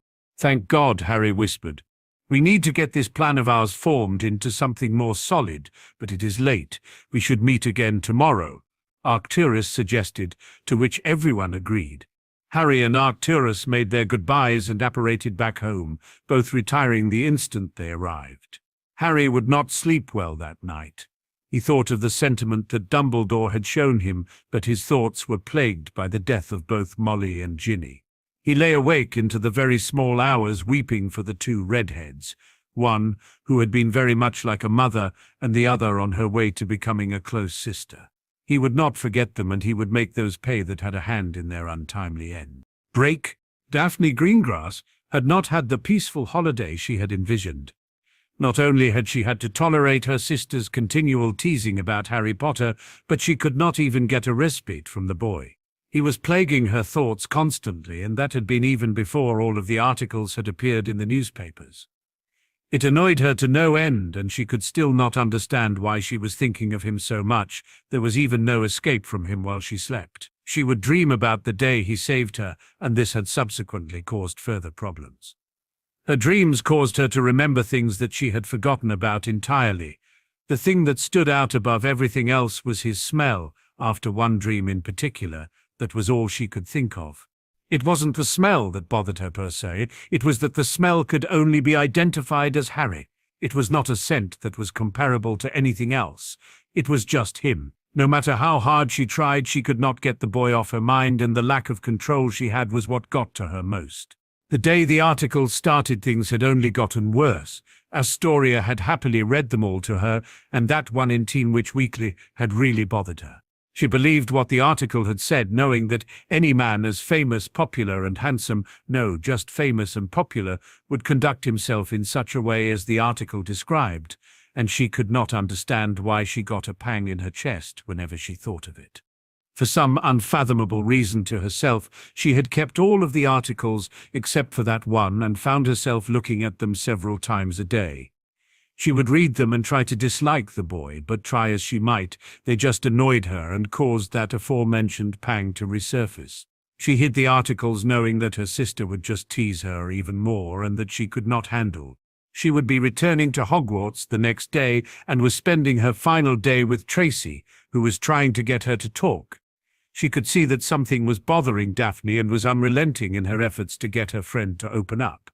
"Daphne, please just talk to me," she pleaded. "I'm your best friend, aren't I?" she asked. "Of course you are," Daphne replied heatedly. "And why won't you tell me? You know you can trust me." The brown-haired girl responded. Daphne sighed. It was not something she wanted to talk about at all, but it was starting to become a real problem. She was barely able to focus on anything else, and she knew that going back to school she would need to be able to concentrate. "It's Potter," she said, just above a whisper. "I thought it might be," Tracy replied, looking triumphant. "And why is Potter making you act this way?" she asked with a raised eyebrow. "What way?" Daphne asked, frowning. "You've hardly been yourself these last 2 weeks," Tracy pointed out. "It's like you're not even really here and you're stuck in there," she said, prodding her friend on the forehead, who swiped her hand away. Daphne sighed again, defeated. "I can't stop thinking about him," she admitted reluctantly. "No matter how hard I try not to, I can't stop it," she added in irritation. Tracy raised an eyebrow at her friend. "What is it you think about?" she asked. "The day he saved me," she replied quietly. "And," the other girl prompted. "How safe I felt, how comfortable it was, and how right it felt," she whispered. "That's not surprising. I'd feel safe in those arms," Tracy replied, causing her friend to frown. "It wasn't like that," Daphne responded, shaking her head. "I feel safe with my dad, but this was different." "So you like him?" Tracy questioned. "No," Daphne replied vehemently. "I don't know," she added uncertainly. "Okay, I'm going to say a boy's name, and I want you to tell me the first word you think of," Tracy explained. "I'm not playing that stupid game," Daphne said firmly.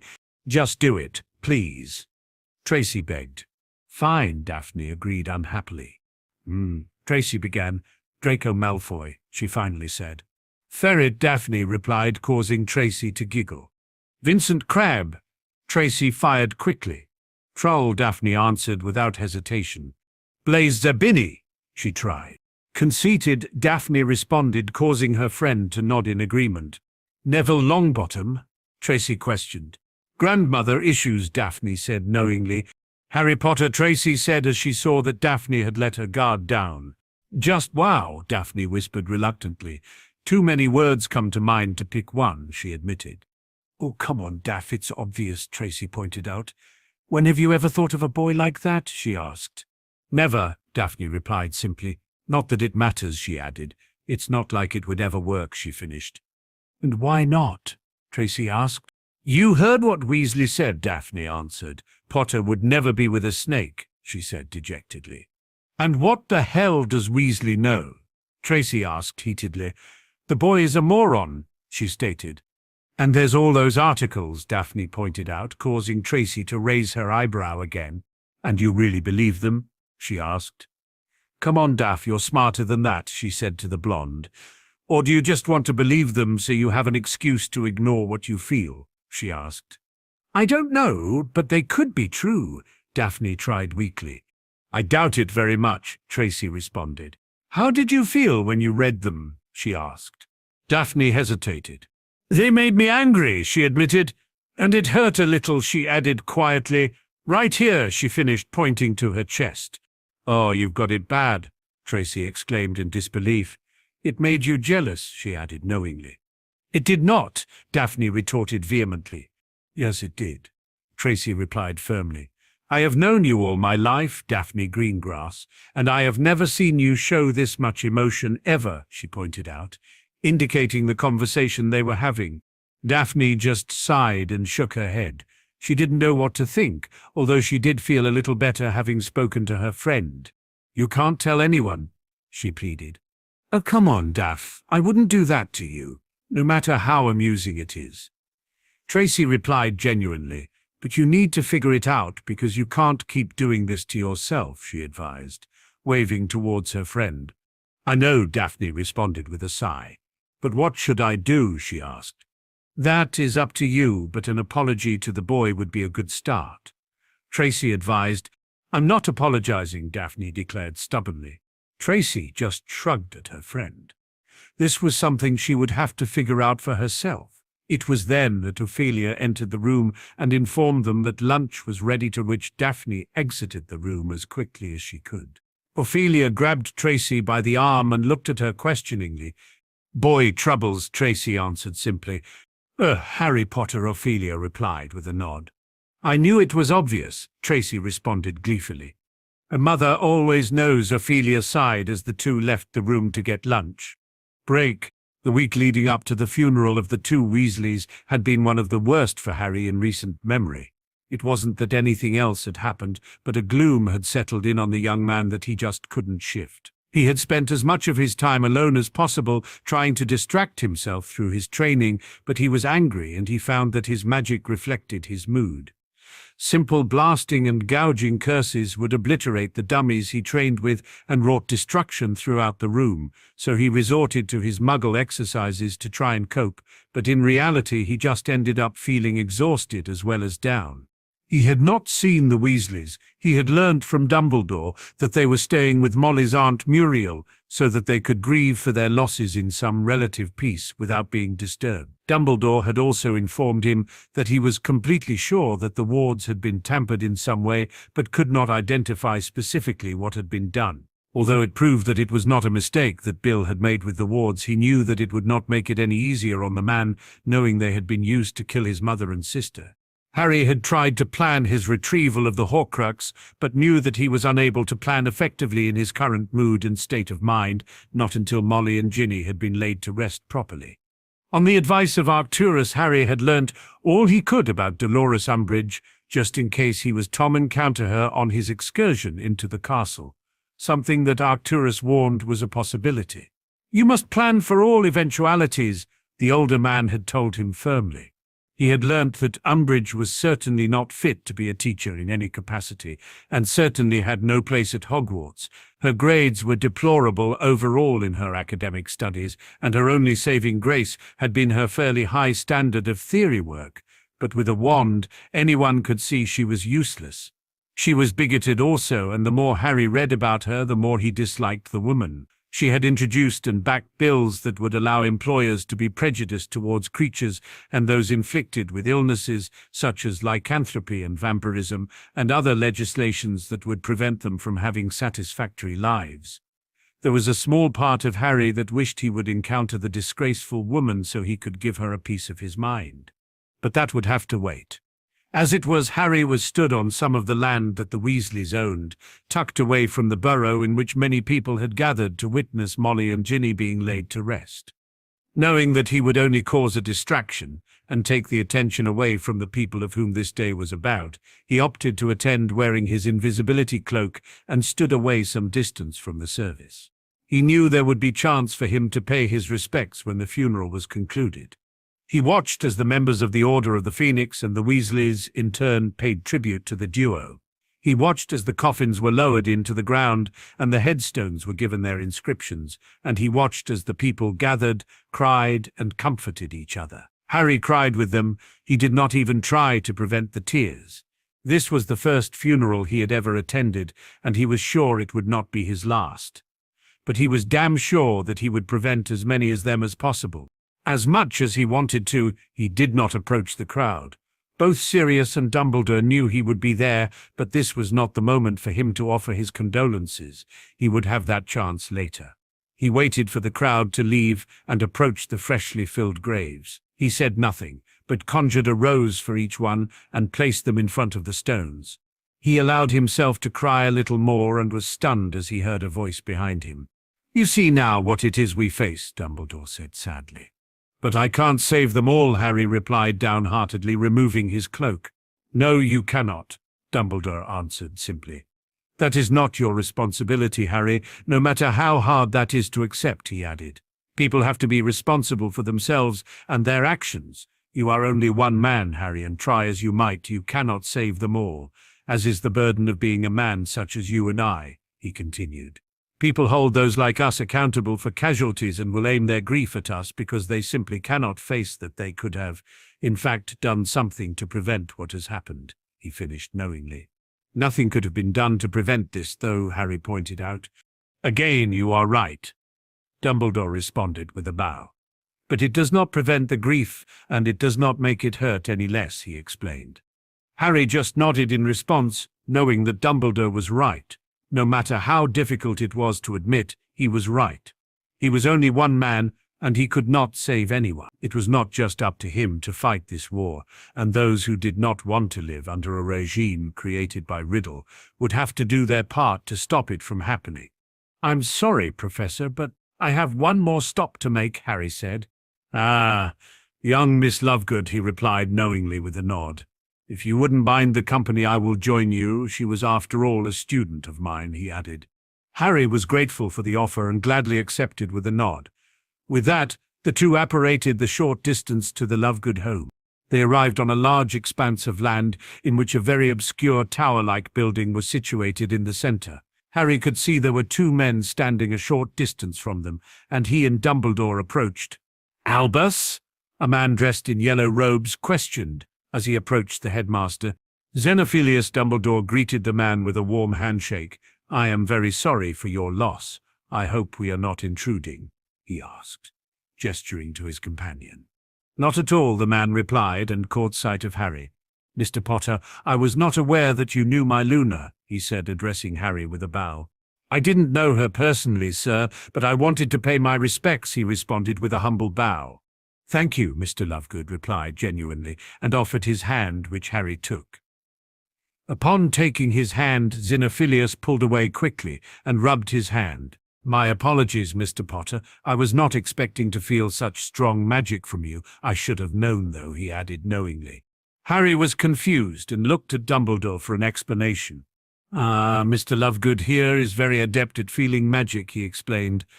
"And yours is exceptionally strong, Mr. Potter," the other man cut in. "So protective, yet dangerous. You must have particularly good control of it," he said, nodding. "I like to think so, sir," Harry replied. "Anyway, it was not me you came to see. We have already buried Luna," he said, trying to control his emotions. "Do you mind?" Harry questioned, gesturing to the grave he could see. "Please," Mr. Lovegood replied, allowing them to pass to visit the grave. What were her favorite flowers? Harry asked the man who was now losing control of his composure. She liked lilies, he replied with a sob. Harry took out his wand and conjured a dozen of the flowers bunched and tied together with a yellow ribbon to match the man's robes. Thank you, Mr. Potter, Mr. Lovegood said gratefully. It seems that it is just me now, he intoned sadly. You see, Luna lost her mother at a very young age, and it was just us, he explained. Her mother was such a gifted witch, and Luna was the same, but this was the first year that she had made some friends, he continued. She was an eccentric girl, but brilliant in her own way, he finished. I'm sure she was, Harry replied, and losing her like this must be very hard for you. Was it truly an accident? The man asked. I know young William is excellent at what he does. I find it hard to believe that he would make such a mistake, he finished confidently. Harry looked towards Dumbledore, who sighed. No, it was not an accident. The wards were purposely tampered with, he explained. I thought as much. Xenophilius responded. Was it him? He asked. Yes, Dumbledore replied simply. So he is back, he stated. Luna said as much, but I didn't want to believe it, he added, shaking his head. You will stop him, won't you, Albus? He asked the headmaster, who shook his head. I am afraid not, Xenophilius, he said sadly. I couldn't stop him now, even if I wanted to, he explained. I am far too old, and not as quick or as powerful as I once was. I fear that Tom has surpassed me now, he continued. It will be up to those younger than myself to stop him, and young Mr. Potter here will be at the forefront of that, he finished. He turned to look at Harry critically and nodded his approval after a moment. As is your right, Mr. Potter, he began. None have suffered at his hands as much as you have. Please stop him, he finished pleadingly. Please don't let my Luna have died as nothing but a step towards his success, he begged, and began to sob uncontrollably. Harry could feel a rage heavy set in as he watched the emotion the man was experiencing. It all came back to Riddle. It was all because of him. Harry placed a hand on the man's shoulder, causing him to look up. Xenophilius could see a brightly simmering emerald fire and could feel the magic pulsing through the boy. It was powerful, yet comforting. I will, sir, Harry vowed. I will stop him if it is the last thing I do, he added quietly. They spent a little more time with the man and his companion, who turned out to be a priest who had conducted the funeral of the young girl. After listening to the man tell stories about his wife and daughter, Harry was reminded of that moment he had witnessed on the ferry to France between the young girl and her father. It seemed much more important to him now, that small moment, not that he had taken it for granted, but now, after meeting a grieving father who had lost his daughter, it truly put into perspective how important those moments were. The young man and the headmaster left the Lovegood home feeling truly humbled. Harry knew he had done the right thing by visiting, because if anything it had steeled his resolve further and caused the words of the headmaster he spoke at the graves of Molly and Ginny to set in. He could not hold himself accountable for every catastrophe. Both Arcturus and Dumbledore had told him, and he had even witnessed it in the Pensieve, with what his grandfather had allowed to happen to him by carrying his guilt the way he did. It made him truly appreciate his grandmother even more, who always managed to keep her husband thinking clearly and not burdening himself with things he could not control. His grandfather had learnt the hard way, but Harry would not allow things to come to pass for himself in that manner. He understood his limitations, although he did not like them at all. But he was one man after all, as Dumbledore had said, and there was little he could do to change them. He had his responsibilities, and they were his to face, but it was not up to him to accept the responsibilities of others. He would fight for all of them, but they had to fight for themselves also. It was the only way that they would win. Break. Dolores Umbridge was feeling very happy at Hogwarts, despite having to put up with the disgusting children here. With Dumbledore out of the way, she had managed to take control of the castle and even subdue the children to a manageable degree. She had her inquisitorial squad on continual patrols, and the staff had also been quelled in their continual attempts at interference. She had Cornelius to thank for that. Not only had he given her the headmistress position, he had even provided her with 3 of his personal guards to ensure there was no resistance. If there was, then the perpetrators would find themselves expelled instantly, and if the staff was stupid enough to try to intervene, then they would find themselves dismissed from the castle just as quickly, rendering the small amount of protection they gave the students completely useless. How could they protect them when they were not here to do so? Yes, she had seized the hold on the school that she wanted to. There was, however, one small problem. She knew from since before Christmas that a certain group of students had been meeting in secret, discussing who knows what, and though she could not prove who they were, she had her ideas, but their luck was going to run out soon enough. All she had to do was wait. One of them would slip up, and when they did, they would all be made to pay. She rolled one of her treasured blood quills through her fingers and smirked at the thought of seeing them suffer. Yes, they will pay for disobeying me, she thought to herself. Break. A week had passed since the funerals, and Harry found that since he had grieved, he was starting to feel much better. Though the rage he felt towards Riddle and his followers had not subsided, he doubted that it ever would, and secretly hoped that it wouldn't. Arcturus and Dumbledore had been spending a lot of time together discussing their plans, and seemed to be working well together, surprisingly. The two men had helped Harry complete his plan, and he was ready to enter the castle via one of the secret passageways. He, of course, would be using the map and his cloak, knowing that he could enter and roam the castle at will undetected. He had been studying the map and had noticed that there was always a presence in the corridors, a few labels he did not recognize, and some he knew too well. The Slytherins seemed to have gained some kind of authority from what he observed, as there was always some of them present from 5th year and up in the corridors. The rest of the houses seemed to spend all of their time away from lessons in their common rooms or dormitories, something that Harry found odd. Overall, the castle seemed to be much quieter than he was used to, but he did not dwell on it. It would certainly make collecting the diadem much easier. Break. Hermione Granger had been working very hard since the students had returned to school to arrange a meeting between the usual attendees. It had been quite some time since the last life in the castle had simply become unbearable. It resembled more of a prison than an educational establishment. All incoming and outgoing mail was scanned and read before it was allowed to make its way to the intended recipient. Umbridge and her squad of sycophants had well and truly taken control of the castle in Dumbledore's absence, an absence that was questionable at best, as the students had not been given an explanation as to why. At first, the students had been relieved by the presence of the three auras, thinking that they would rein in and prevent Umbridge from being as terrible as she was, but that relief had been short-lived. The three men were just as bad as she was, and would report students for the most trivial thing, and enjoy seeing them being punished. Hermione could not understand how these men were auras, the forefront of protection in the magical community.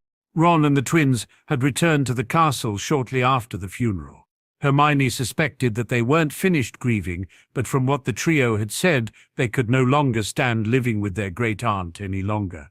They had been subdued and very quiet since they had come back, and it was a sad sight to see, particularly with the twins, who were always able to lift the mood of the students no matter how bad things were. There had been an announcement of Luna and Ginny's deaths, but it was executed without emotion and seemed more of a footnote at the end of the other less meaningless announcements at the return feast.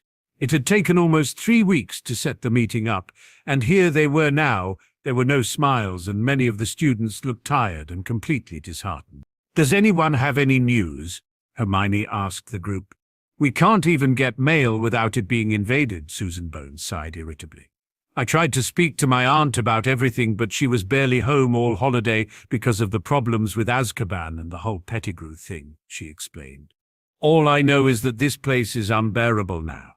Tracy cut in. "Malfoy and the rest of her squad are even making our common room and dorms miserable," she continued exasperatedly. "We can't even do our homework without them breathing down our necks, and having a private conversation is impossible," she complained. "What can we do about it?" Neville asked. "Nothing, unless you want to be expelled. You heard Umbridge talk about her zero-tolerance policy." "She definitely means it," Hannah Abbott answered. "We have just under 2 months to get through," Hermione tried. "At least we managed to get all of our spell work down for our Oduels earlier on in the year," she added, clearly relieved by that at least. "I bet Potter is glad he didn't come back this year. He seems fairly happy," Astoria said with a grin. "Shut up, Tori," Daphne hissed through gritted teeth. She figured that her sister was taking advantage of the fact they were away from Malfoy and his cronies, and could openly bait her sister. Before anything else could be said, there was a sick and sweetly voice heard from the doorway. "Oh dear," the voice simpered. "A group of students meeting without permission and admitting to breaking the rules. Tut tut," she continued. "Round them up," she commanded the group who were stood in her wake waiting for the go-ahead to bring them in. The students who had been caught did not hesitate and began firing spells at Umbridge and her group, knowing that they now had nothing to lose. They managed to break free from the room and split up to confuse their pursuers. Things were finally coming to a head at Hogwarts School of Witchcraft and Wizardry. Break. Harry apparated into Hogsmeade and made his way to Honeydew so that he could make his way through the passage there. He had decided to use this passage instead of the one in the shack, as it took straight to the 5th floor and much closer to where he needed to be. It didn't take him long to access the passageway as the shop was still busy, so he slipped through the crowd with ease. Upon reaching the end of the tunnel, he removed the map from his jeans and consulted it to check that the coast was clear. It was. There were a few small groups dotted around, but most of the students were either in the Great Hall with Umbridge and her goons, or in their common rooms. He exited the tunnel and followed the instructions that Pettigrew had given him. He reached the 7th floor and found the tapestry of Barnabas the Barmy teaching some trolls how to dance. It was quite an amusing depiction. He walked backwards and forwards, thinking that he needed the room of hidden things, and on his 3rd pass, a large, very old oak door appeared. He entered the room and was amazed at what he found. The room was stacked from floor to ceiling with various items of furniture, books, and many other items. Instead of wasting an opportunity like this, he called for Dobby, who appeared instantly wearing what seemed to be a dragonhide jacket and matching trousers. "Dobby," he addressed the elf, "I want you to go through this room and find anything that could be useful," he instructed. "If you find anything valuable, then open up a new vault with Gringotts and place it in there. I'm sure the school could use the gold," he finished. "Yes, Harry Potter, sir," Dobby answered with a salute and began the arduous task. Harry went about his own task looking for the diadem and found it much quicker than he had anticipated. He felt it before he could see it. He could feel the strong wave of hatred coming from the item that was conveniently boxed for him. "Dobby," he called again. "Could you take this to Baron Black, please?" he requested. "Do not touch the thing inside the box, though. It is very dangerous," he instructed firmly. Dobby shuddered as he took the box, but disappeared nonetheless. He appeared again a moment later and informed Harry that he had done as he asked, to which Harry thanked him. Harry left Dobby to his work and exited the room. He opened the map again to make sure the coast was clear for him to leave unencumbered. What he saw made him frown. The majority of the students were in their common rooms as before, but there were around 40 people in the Great Hall, a strangely mixed group that Harry suspected would not be in such close proximity of each other voluntarily. He checked the time and saw that dinner had been finished some time ago. Harry was confused and looked at the other groups on the map. Nothing seemed particularly out of place. He recognized some of the names, and they all seemed to be with people in their own houses. He shrugged. He was making his way down the 5th floor corridor again when he heard a raised voice coming from a classroom on his right and paused to listen. "I should have known you and your disgrace of a sister were fraternizing with the enemy," the familiar voice shouted. "Hold her still. I'm going to teach the whore. Arg, you dare hit me. Crucio," the voice finished with a roar. Harry was immediately furious. He had been on the receiving end of the curse himself and knew how painful it was. He didn't hesitate. He flicked his wand into his hand and aimed it towards the door, blasting it into 1,000 pieces. The occupants of the room were shocked to see a rage-filled Harry Potter enter looking murderous.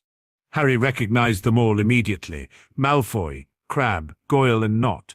Malfoy had his wand pointed towards the crumpled form of Daphne Greengrass, who was twitching and screaming on the floor. Harry growled and fired a bludgeoning hex at the blonde boy, banishing him face first with a sickening crunch into the wall. The other three simply gaped at the turn of events, and before they could react, they were all stunned and bound on the floor in thick black chains. He approached the prone form of the quivering girl and reached out to grab her shoulder gently so not to startle her. She whimpered and recoiled further at his touch. "It's okay, Miss Greengrass, you're safe now," he comforted her quietly, causing the girl to turn to him slowly, her eyes full of tears. "Potter?" she asked just above a whisper in disbelief. "Yeah, it's me," he replied with a soft smile. Without hesitation, the girl flung herself into his arms and sobbed uncontrollably. Harry instantly wrapped his arms around her and held the distraught girl to him closely. "It's okay, you don't have to worry anymore," Harry whispered, attempting to both calm and comfort the girl. "I will make sure he ends up in Azkaban," he vowed to her. It seemed to ease the girl considerably being held by him, and he couldn't help but notice how comfortable it was for her to be there. Something just felt right. It wasn't like a hug that Mrs. Weasley would give him, nor Hermione. This was gentle and did not suffocate him the same way. He could feel a tingle running through him at her touch, and her scent was something he had never experienced. It was simply intoxicating, a smell he would never forget. Reluctantly, he gently removed the girl from his arms and looked at her. She was definitely much calmer now. "He was going to rape me," she suddenly said, clearly still shocked by what had happened. "Is that right?" Harry replied, his expression darkening considerably. "That's why I kicked him," she replied quietly, and began to shake again. He turned and approached the boy on the ground and looked at him with disgust. "So you've gone from being a nuisance to a disgusting criminal. Have you, Malfoy?" he questioned, the blonde who was looking terrified. "What's wrong, Draco? Don't like it when there is someone who can fight back?" he asked. "You are going to Azkaban. You filthy little bastard, and good riddance to you. But first," he continued, looking at the boy with complete contempt, before stomping with all of his might between the boy's legs, causing him to scream. "That's what you get for trying. Had you succeeded, I would have removed it," he spat. He bound the boy in chains as he had his companions and turned to face the girl again. "What the hell is going on in this castle?" he asked her. "Umbridge," Daphne answered simply. Harry removed the map and checked it and saw that the same group was still in the Great Hall. "What is that about?" he asked the blonde, indicating the strange assembly of people. "Oh no, she caught them all," she noted worriedly. "We have been meeting since the beginning of the year, and she and her idiot squad caught us," she explained. "I assume that's not a good thing," Harry intoned. "They'll all be expelled," Daphne responded. Harry let out a deep breath. "How bad is it?" he questioned the girl. "Unbearable," she replied despondently. "Okay, I'll check it out," he conceded.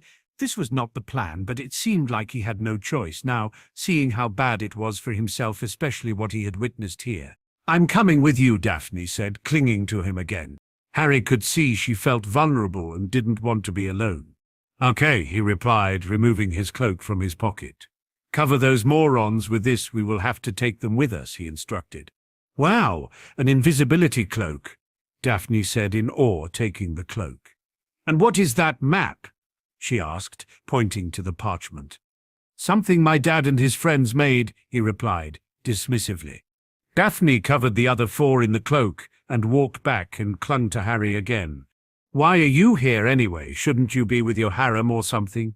she questioned the boy a little bitterly. Harry just raised an eyebrow at her and shook his head. "You shouldn't believe what you read in the media, Miss Greengrass," he suggested. "So you're not holstering your wand all over the world?" she asked with a smirk, causing Harry to sigh. "You read that article too?" he questioned her exasperatedly. "Oh, come on, Potter," she responded. "There must be some truth in it. You said yourself that there is some truth in rumors," she pointed out. "Not in this case," he denied vehemently. "I can assure you I have not been holstering my wand anywhere," he denied sincerely. This certainly silenced Daphne. Either Potter was a very good liar, or he was in fact telling the truth. "Do you know the disillusionment charm?" he asked her, to which she shook her head. "Oh, come here," he requested. He placed the charm on them both and pulled her close to him, so not to lose her, and levitated the four beneath the cloak behind them. They made their way to the Great Hall and entered to another scene that made Harry very angry.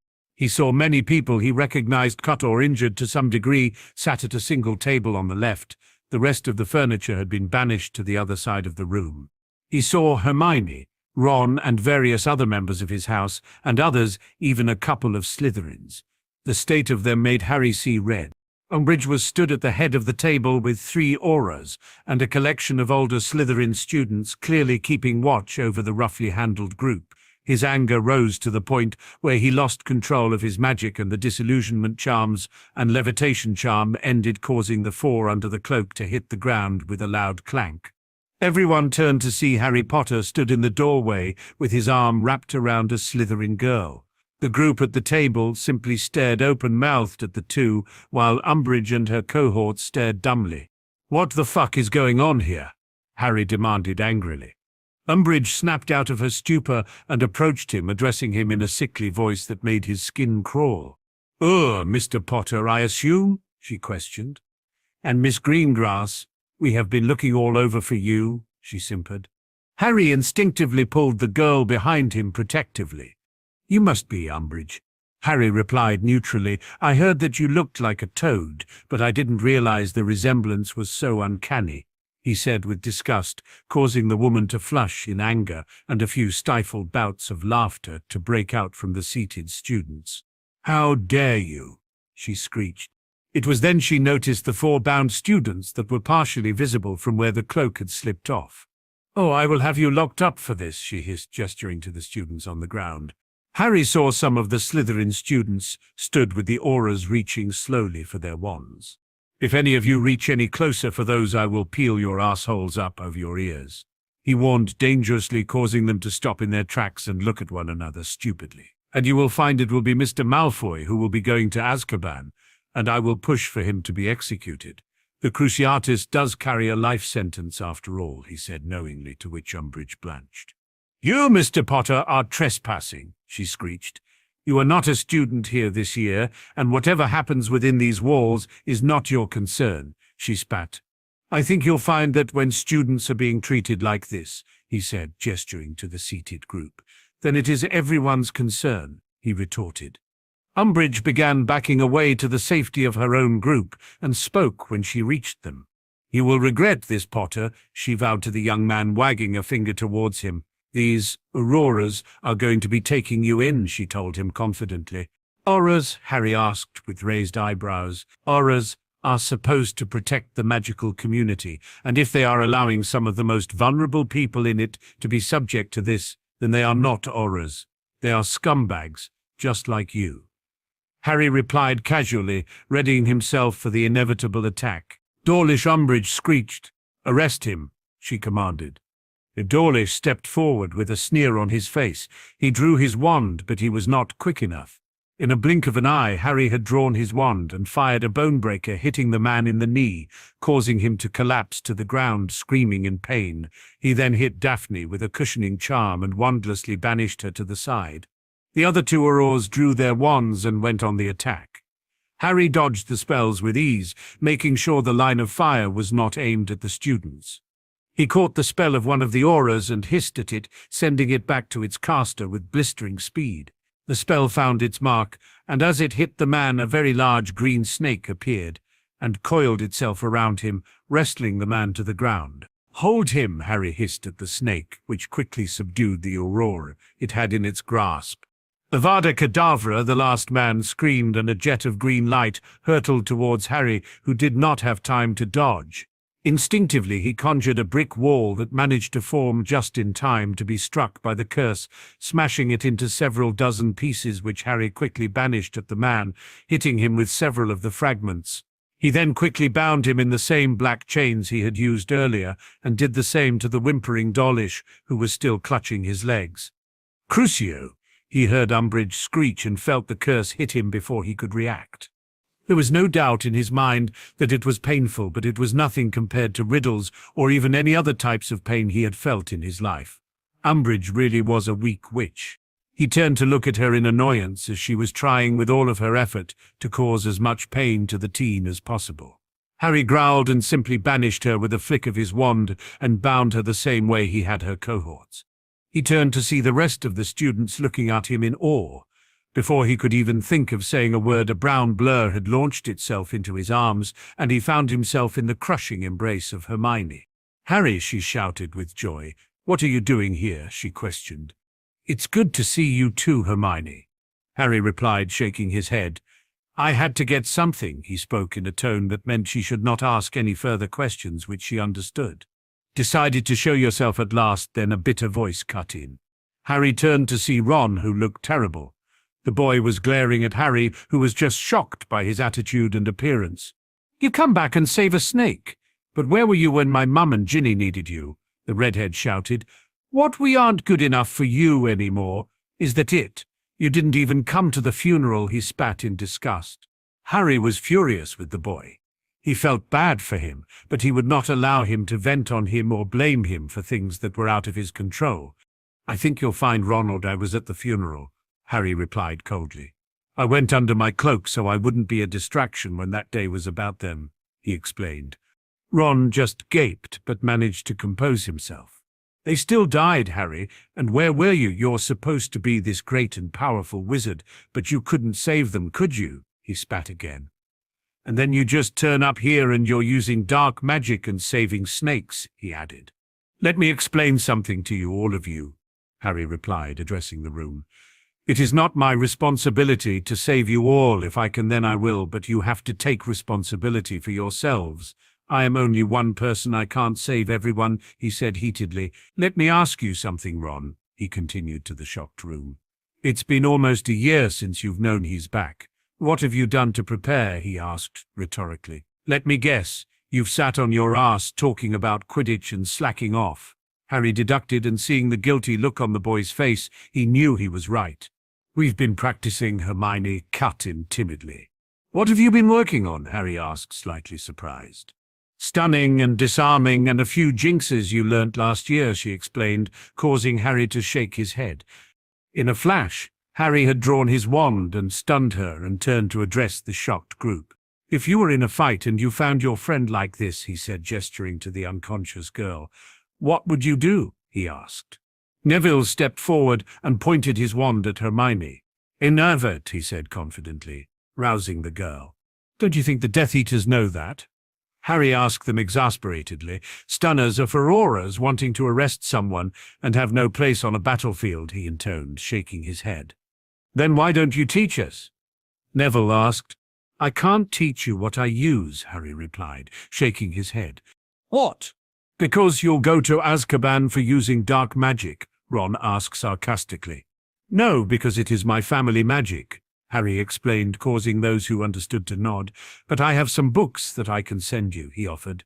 "So your family is dark?" Ron asked. "I knew it. That's why you saved the snake," he said, nodding. "That's it," he suddenly said in realization. "It must have been one of the snakes who snitched on us," he shouted triumphantly. Harry just shook his head at the boy. "How do you know it was a Slytherin?" he asked the redhead. "Oh, come on, Harry," he pleaded. "You can't trust any of them. They're all on his side. There has never been a decent person from Slytherin," he finished confidently. "My grandmother was a Slytherin," Harry replied coldly, causing his friend to pale. "And she was a healer and was not dark," he added, glaring at the boy. "Your grandmother was a snake," Ron stammered. "Yes, Dorir Potter, who was born Dorir Black," he explained to the gaping group who had speculated on this very subject. "And I would have been a Slytherin also if I didn't meet that prat before the sorting," he explained, pointing at Malfoy. "I had to beg the hat not to put me with him," he finished a little bitterly. "You were almost a snake?" Ron asked wide-eyed. "I am just as much a Black as I am a Potter," Harry answered with a shrug. "You soon learn, though, that houses mean nothing away from here," he explained. "Everywhere you could get a job will have a mix of houses. It means nothing," he finished firmly. The students in the room thought on what Harry had said. "Where are the rest of the professors?" he asked the rest of the students. "They have to stay in their own quarters after 7 p.m., Daphne answered shyly.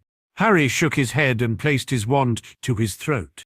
"Can everyone in the castle please come to the Great Hall?" His amplified voice sounded throughout the building.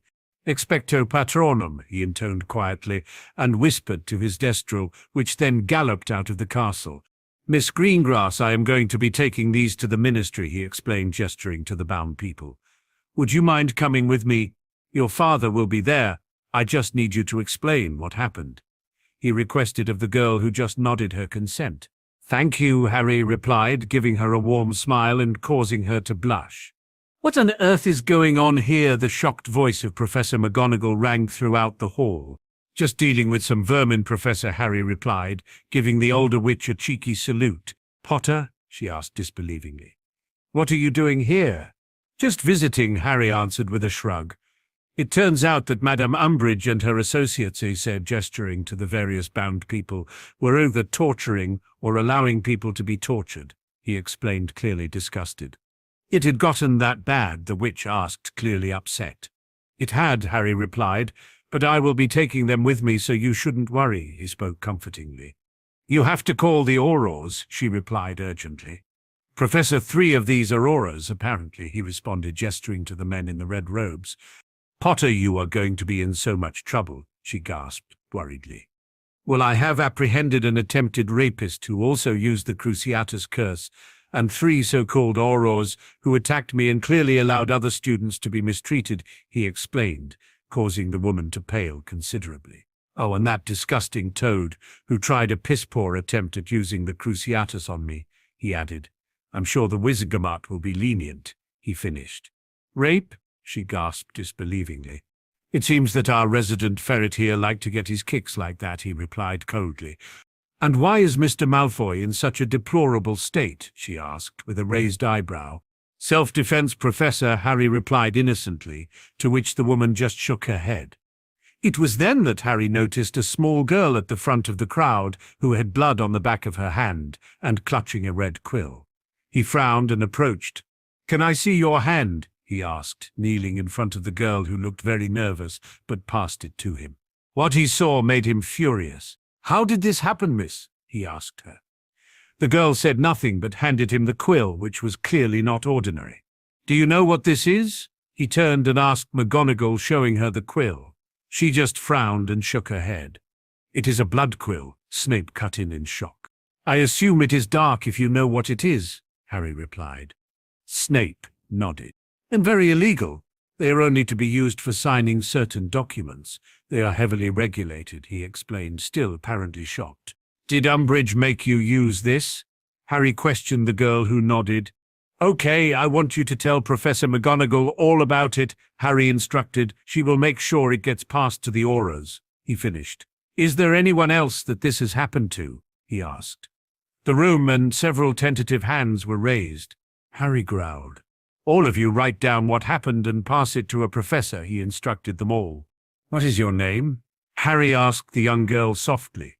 "Natalie MacDonald, sir," she answered quietly. "Well, Natalie, I'm Harry," he said, giving her a smile. "Colin," he called, causing the mousy-haired boy to approach. "Could you take a picture of this?" he asked, gesturing to the wound. The boy complied immediately and handed Harry the photo, which he pocketed along with the quill. "Now, Natalie, would you like me to heal that for you?" he asked the girl again, who just nodded shyly. "But okay, it might hurt a little at first, but I promise it will feel better after," he explained. He drew his wand and traced the wound, hissing gently in Parseltongue. The girl hissed a little in pain but didn't pull away. "See," Harry said, placing a gentle kiss on the back of her hand. "All better," he added with a smile. "Thank you," the girl whispered. "Now all that is left is for me to receive my reward," Harry declared with a nod. The girl hesitated for a moment but reached into her pocket and pulled out a single silver sickle and held it out to Harry. "It's all I have, sir," she said disappointedly. Harry just shook his head and chuckled. "I already have more money than I could ever spend," he informed her. "I was thinking something more along the line of a hug from a pretty girl," he added with a grin. The girl looked around, clearly looking for a girl that he could hug. "I meant you," Harry confirmed with a chuckle and opened his arms. The girl approached him nervously and Harry pulled her into his arms and picked her up, causing her to giggle. "Definitely worth the effort," he declared, placing her gently back on her feet. "For fuck's sake, Potter, you come here for the simplest of things, and I find you here hugging children, angling for Fudge's job, are we?" Arcturus asked, entering the room. "Never," Harry replied firmly. "But I am planning on giving him a huge kick up the arse," he added. "Now make yourself useful, you grouchy old git, and start taking these," he instructed, gesturing to the bound people. "You did call the meeting?" he finished questioningly. Watch your tongue, you insolent bastard. You're already in for a cursing, and yes, I called the meeting. I, unlike yourself, am not a complete moron, he retorted angrily. Language. There are children around, Harry pointed out. No worse than what they say, the older man grumbled, but began levitating the people out of the hall. He made several portkeys and placed them on the bodies, causing them to disappear. The old coot is waiting for them in the antechamber, he explained. Without saying a word, he left the castle and headed towards the gates to apparate. He was not fond of porkies. Shall we, Miss Greengrass? Harry addressed the girl, offering her his arm, which she blushed at, but accepted. When will we see you again, Harry? Hermione asked. We will catch up soon, I promise, he replied sincerely to his friend. He was sad to be leaving, but he had other things to attend to. Before they exited, Tracy gave Daphne a grin and a wink, to which the girl blushed at an even deeper shade of red. Harry led the blonde through the gates. Have you ever apparated before? He asked. Yes, my father takes me along sometimes, Daphne replied. Harry took her arm and apparated them away. It was going to be a long night. Break. The pair appeared outside the ministry, and Harry caught Daphne as she stumbled, to which she smiled nervously. They quickly made their way through the empty atrium and past the guard on the desk, who just seemed to stare at Harry apprehensively while checked their wands in. It wasn't long before they found themselves in the antechamber, where Arcturus and a very angry and upset Dumbledore were waiting for them. Is what I have been told true? The headmaster asked sadly. Yes, Professor, Harry replied. Malfoy and his friends here did try to assault Miss Greengrass in that disgusting way, and the auras here facilitated Umbridge and her disgusting forms of punishment. She and Malfoy both used the Cruciatus curse also, and the last three, he indicated to Nott, Crabbe and Goyle, were helping Malfoy in his attempt, he finished angrily. I see, he sighed. I am sorry you had to experience that, Miss Greengrass, he said remorsefully. You have nothing to apologize for, sir, the blonde replied genuinely. It was lucky that Potter was there, she added, swallowing at thought of what could have transpired. Harry saw this and put a comforting arm around her. Cornelius really is not going to like this, Dumbledore mused, shaking his head. These are some of his personal guard, his secretary, and all of these students have parents in there, he finished. Well, Fudge should have kept a tighter rein on his staff and chosen his associates more carefully, because right now I don't give a damn about Fudge. This might not get him kicked out of office, but it will certainly give him some much-needed, accurate publicity. Harry explained angrily. Or he could ruin your reputation and have you thrown in Azkaban, Arcturus pointed out. I don't care about my reputation either, and I very much doubt that Azkaban would be so difficult to break out of without the Dementors, he shrugged in reply. Very well, Dumbledore intoned. The room is ready, and I believe Baron Black managed to inform the media, he added, his eyes gently twinkling once again. We can't afford for him to cover it up, the other man explained. Break. Cornelius Fudge was very annoyed as he sat in his seat waiting for this no doubt pointless session to begin. He had been at home enjoying a very fine glass of scotch when he got the call, and of course he immediately sent for Lucius, as he always did, for aid in meetings such as these.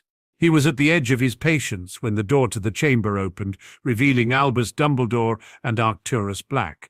Just the sight of them had him on edge. He was about to address the pair when he spotted none other than Harry Potter and an unfamiliar blonde teen. It was what the boy that was levitating behind him that caught the man short. Daphne? Jonathan Greengrass called to his daughter, who immediately ran into her father's arms. What is going on? He questioned the girl. It's okay, Dad. Harry stopped them, she answered cryptically. Before the two could speak any more, Fudge found his voice. How dare you, Potter? Those are my auras and my senior undersecretary, he roared, spraying spittle in various directions and turning purple. Harry was undeterred by the man's anger and was immediately filled with rage himself. No, Fudge, how dare you, he replied dangerously. How dare you expose school children to filth like this, he hissed, gesturing to the pile of bodies. Excuse me? The man replied, clearly taken aback by the lack of fear and venom in the boy's voice. You heard me, Harry growled angrily. Your undersecretary and these sorry excuses for auras were torturing children, and this disgrace of a human being, he added, pointing to Malfoy, attempted to rape a young lady, Harry finished, the emerald fire roaring in his eyes. Fudge just sputtered dumbly, clearly not knowing what to say. "Is that my son?" Malfoy asked disbelievingly and wide-eyed. "Yes, it is," Harry spat. "He and his friends here tried to rape Miss Greengrass, and your idiot son used the Cruciatus curse on her," he explained to the blonde man who was quickly looking nervous. "Is that true?" Jonathan Greengrass roared as he got to his feet. "It is, sir," Harry replied, "but they were unsuccessful beyond the curse," Harry answered, trying to placate the man. "There is an abundance of proof, and I am happy to be questioned in any way you see fit. I am sure those four won't be so keen to be questioned under veritaserum," he finished knowingly. The entirety of the room was in shock. This was not something they had envisioned would be occurring during this meeting. Jonathan simply wrapped his arms around his daughter and took his seat again, looking very pale at the thought of what could have happened to his little girl. Harry took advantage of the silence and addressed Amelia Bones. "Madam Bones, what is the current sentence for attempted rape?" he asked. "Attempted rape is 5 years in Azkaban," she replied, shaking herself from the shock. "And the use of the Cruciatus curse," he followed up with. "That would get you a life sentence or execution," she answered, her expression darkening. "And the killing curse carries the same even for Uras, unless it is a life or death situation. Am I right?" he asked further. "Indeed you are, Lord Potter," she informed Bessie. "And what about this?" he asked, removing the quill and the photo from his pocket and handing it to her. She paled when she recognized the offending item. "Where did you get this?" she asked seriously. "Madame Umbridge was forcing children to write with it as punishment," he explained. "The other students are all writing statements, and I imagine they will find their way to you soon enough," he surmised. "Well, that will most definitely see Madame Umbridge in prison for the rest of her days," Amelia responded. "Can you not see the boy is lying?" Lucius Malfoy tried desperately. "I have more than enough evidence to prove it, Malfoy. Are you questioning my honor?" Harry asked the man dangerously, his eyes beginning to glow again. Malfoy faltered at the glare the boy was giving him and swallowed deeply. He was rescued from the staring match by Fudge. "For goodness sake, the boy is clearly deranged," he shouted, pointing accusingly at Harry. "The only person's mental credibility that should be questioned is yours, Fudge." Harry retorted, "Your own auras, you own secretary and the son of your closest associate.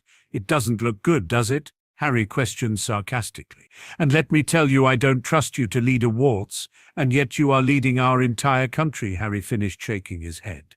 There was a significant amount of cheering at this. Fudge was simply dumbfounded. He hadn't really noticed the implications of the people involved. The boy was right. It really did not look good. "Surely, Lord Potter," he began in his best political tone, "we can find a way to deal with this without having to send usually upstanding members of our society to prison." He tried reasoning with Harry. "It must have been a momentary lapse in judgment. They must have been caught up in the heat of the moment," he explained with a nod. The entire room were watching Harry, waiting to see what the young man would do. This could be a defining moment for him. This is how people would see him from now on, how he responded in this moment.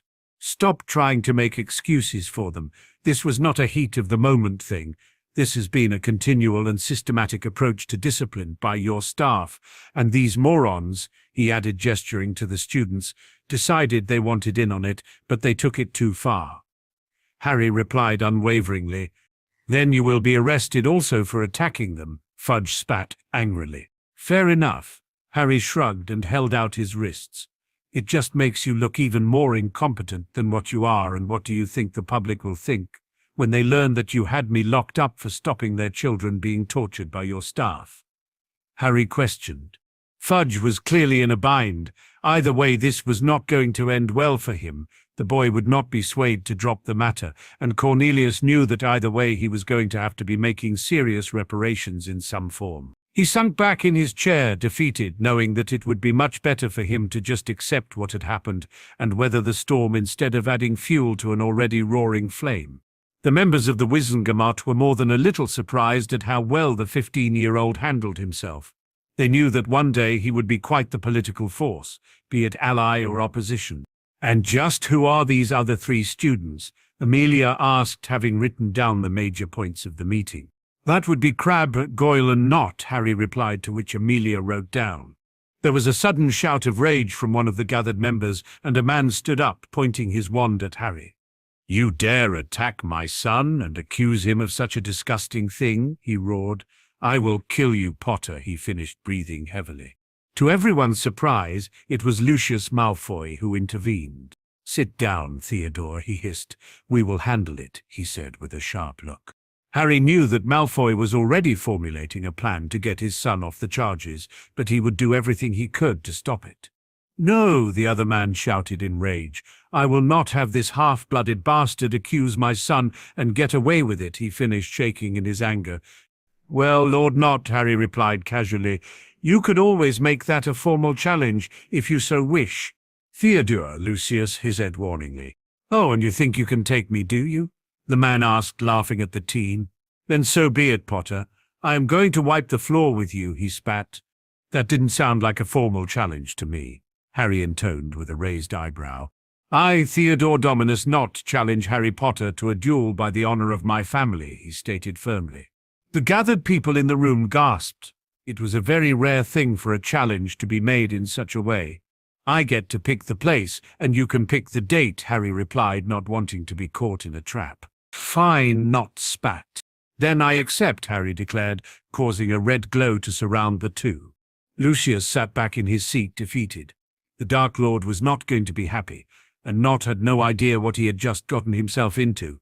Chances are he was either going to be killed by the Dark Lord for his foolishness, or by Potter in a duel. "If that is all," Amelia cut in. "I have some prisoners to process," she explained. "Notification of trial dates will be issued to all of you pending the gathering of evidence," she informed the room. With that, the Wizengamot filed out, headed by Knot Senior, who stormed from the room. "You did well, Potter," Arcturus praised, "and good job on not backing down from the challenge. It would have not looked good on you if you had," he said knowingly. "It's his funeral," Harry replied, to which the man grinned. "Remember, never underestimate an opponent," the older man warned. "The Knots are well known for their dueling ability," he informed the younger man. "Who said I was going to duel him?" Harry asked. "As far as I am concerned, it's a fight. I know he doesn't plan on playing nice, so I won't either," Harry declared firmly. "Good," the older man replied. "I will see you at home," he finished, nodding over the teen's shoulder. Harry turned to see Jonathan Greengrass approaching, with Daphne still wrapped in his arms. "Lord Potter," the man inclined with a bow. "It seems that I have to once again thank you for coming to the aid of my family," he added with a shake of his head. "It will always be Harry, sir," Harry responded. "It does seem I have a knack for it," he chuckled. "Then you may call me Jonathan," the man replied. "You, if anyone, has earned that right." He spoke sincerely. "You do seem to have a tendency for it," he added. "A tendency that I am, of course, grateful for," he finished. "And your family seems to have a tendency for landing themselves in these situations," Harry pointed out, causing the man to chuckle. "But they do," he mused. "Well then, I can only hope that you are around to get them out of them," he added with a grin. "You can count on it," Harry replied, looking at Daphne, whose cheeks had turned pink. "Well, Harry must be getting my daughter back to school," the man intoned, much to the obvious displeasure of his daughter, which Harry caught.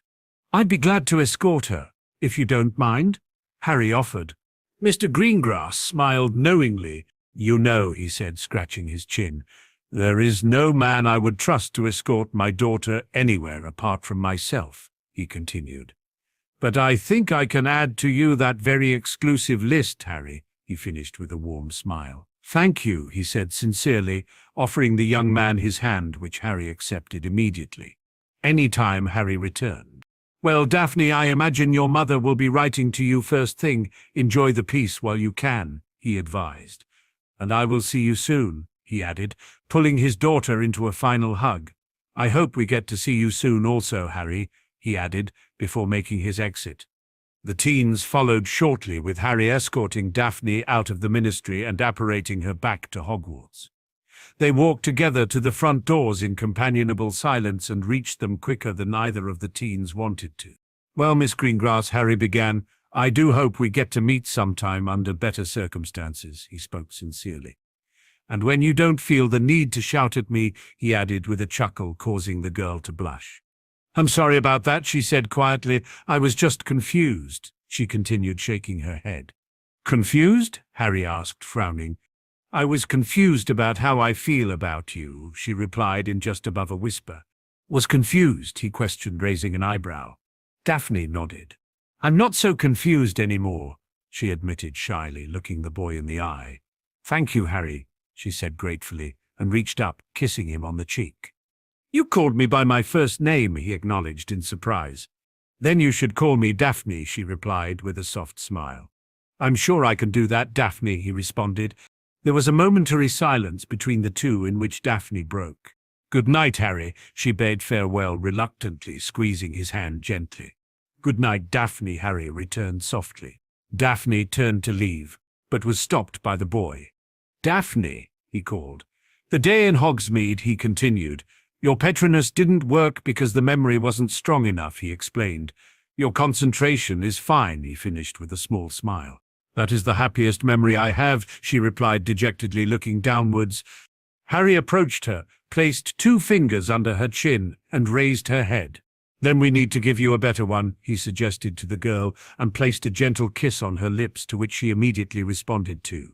The pair melted into each other, caught up in how amazing the feeling of this moment was, a moment that neither would forget. Try now, Harry whispered softly to her. Daphne removed her wand and focused on the feeling she felt in that moment, and allowed it was over her. Expecto Patronum, she intoned quietly. Not breaking the eye contact she was sharing with the boy, the misty shield she was used to seeing was not present. In its place stood a large ethereal and pure white-winged horse, which made her gasp. That is quite something, Harry said, in awe, noting the similarity to his own. I did it, Daphne uttered in disbelief. You did, Harry responded proudly with a smile. Thank you, the girl squealed and threw herself in his arms, kissing him again. You're welcome, Harry said warmly when she broke away. I have to go, Daphne sighed sadly, but I don't want to. Then I had better write to you, Harry replied, still smiling. I'd like that, Daphne admitted happily. Good night, Daphne, Harry said, placing a final kiss on her cheek, and turned away and began his walk to the gates. Good night, Harry, Daphne whispered, touching the spot where his lips had just been. Both the castle and the common room were both empty as Daphne made her way to her dorm. She entered her room to find an expectant Tracy and Astoria still awake and clearly waiting for her to return. Are you okay? Tracy asked, concerned for her friend. Daphne nodded. I'm fine, Tracy, she responded. Much better than any one of them will be, she continued. Harry tore Fudge and the rest of them a new one, she explained in amusement. Harry now, is it? Tracy questioned the blonde with a raised eyebrow, who began blushing instantly. Okay, spill, what happened? She demanded.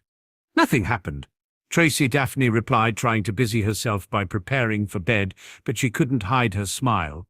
Oh, come off it, Daph, the girl huffed exasperatedly. I would have been all over him the moment we left the castle, she said. He's gorgeous, he's powerful, and did you see how he handled that little firstie? She asked. My ovaries nearly exploded at how good he was with her, she finished. Tracy, Daphne gasped in shock. He just helped me with my Patronus. She dismissed with a shrug, but couldn't stop the smile forming at the memory. And how did he do that? Astoria cut in. He kissed me, Daphne answered shyly, blushing further. He didn't, Tracy stated in shock. What was it like? She asked. Amazing, Daphne whispered. And how was that supposed to help with your Patronus? Astoria asked with a frown. He said that my memory wasn't happy enough and he kissed me. He said I needed something better. Daphne shrugged. And it worked? Tracy asked in disbelief, to which Daphne nodded. Show me, Tracy demanded. Daphne removed her wand and cast her mind back to feeling in the moment she had shared with Harry. Expecto Patronum, she intoned in a somewhat dreamy voice, and the beautiful winged horse formed before the trio. It's like his, Astoria whispered. Huh? Daphne asked, confused. His is a the stroll and yours is a winged horse, Astoria explained. They look so similar, she finished. Tracy just stood and stared. For once in her life she was speechless. Are they that alike? Daphne asked quietly. Almost identical, Tracy breathed. Daphne ended the spell, causing the other two to snap out of their awestruck states. So you and Potter then? Astoria asked her sister. I don't know, Daphne replied, shaking her head. He said he would write to me. And what about his harem? Tracy asked with a smirk. I may have asked him about that, Daphne answered sheepishly. He said none of it is true. He is either a very good liar or he was being honest with me, she mused. What do you think? Astoria questioned. I don't think he was lying at all. The boy is too honest for his own good. Daphne answered without hesitation. We will just have to wait and see if he writes, Tracy responded with a nod. But for now I am tired and need my bed. You know how grumpy I am if I don't get enough sleep, she intoned knowingly. Good night, you two, Astoria said with a yawn and exited the room to head to her own bed. Tracy and Daphne finished getting ready for bed themselves and got in, both exhausted from the day. Night, Daph, Tracy called from her bed. Good night, Tracy, Daphne replied. Daphne stayed awake for some time, replaying the day throughout her mind. It had been bad to start with and only got worse when they had been discovered by Umbridge. But again Harry Potter came to help her when she needed it most. Daphne Greengrass fell asleep that night. The happiest she had ever been, her continuous smile would attest to that. She needn't wait long for the promised letter from Harry. Much to her and the other two's surprise, she received her very first letter the next morning at breakfast, much to her relief and delight.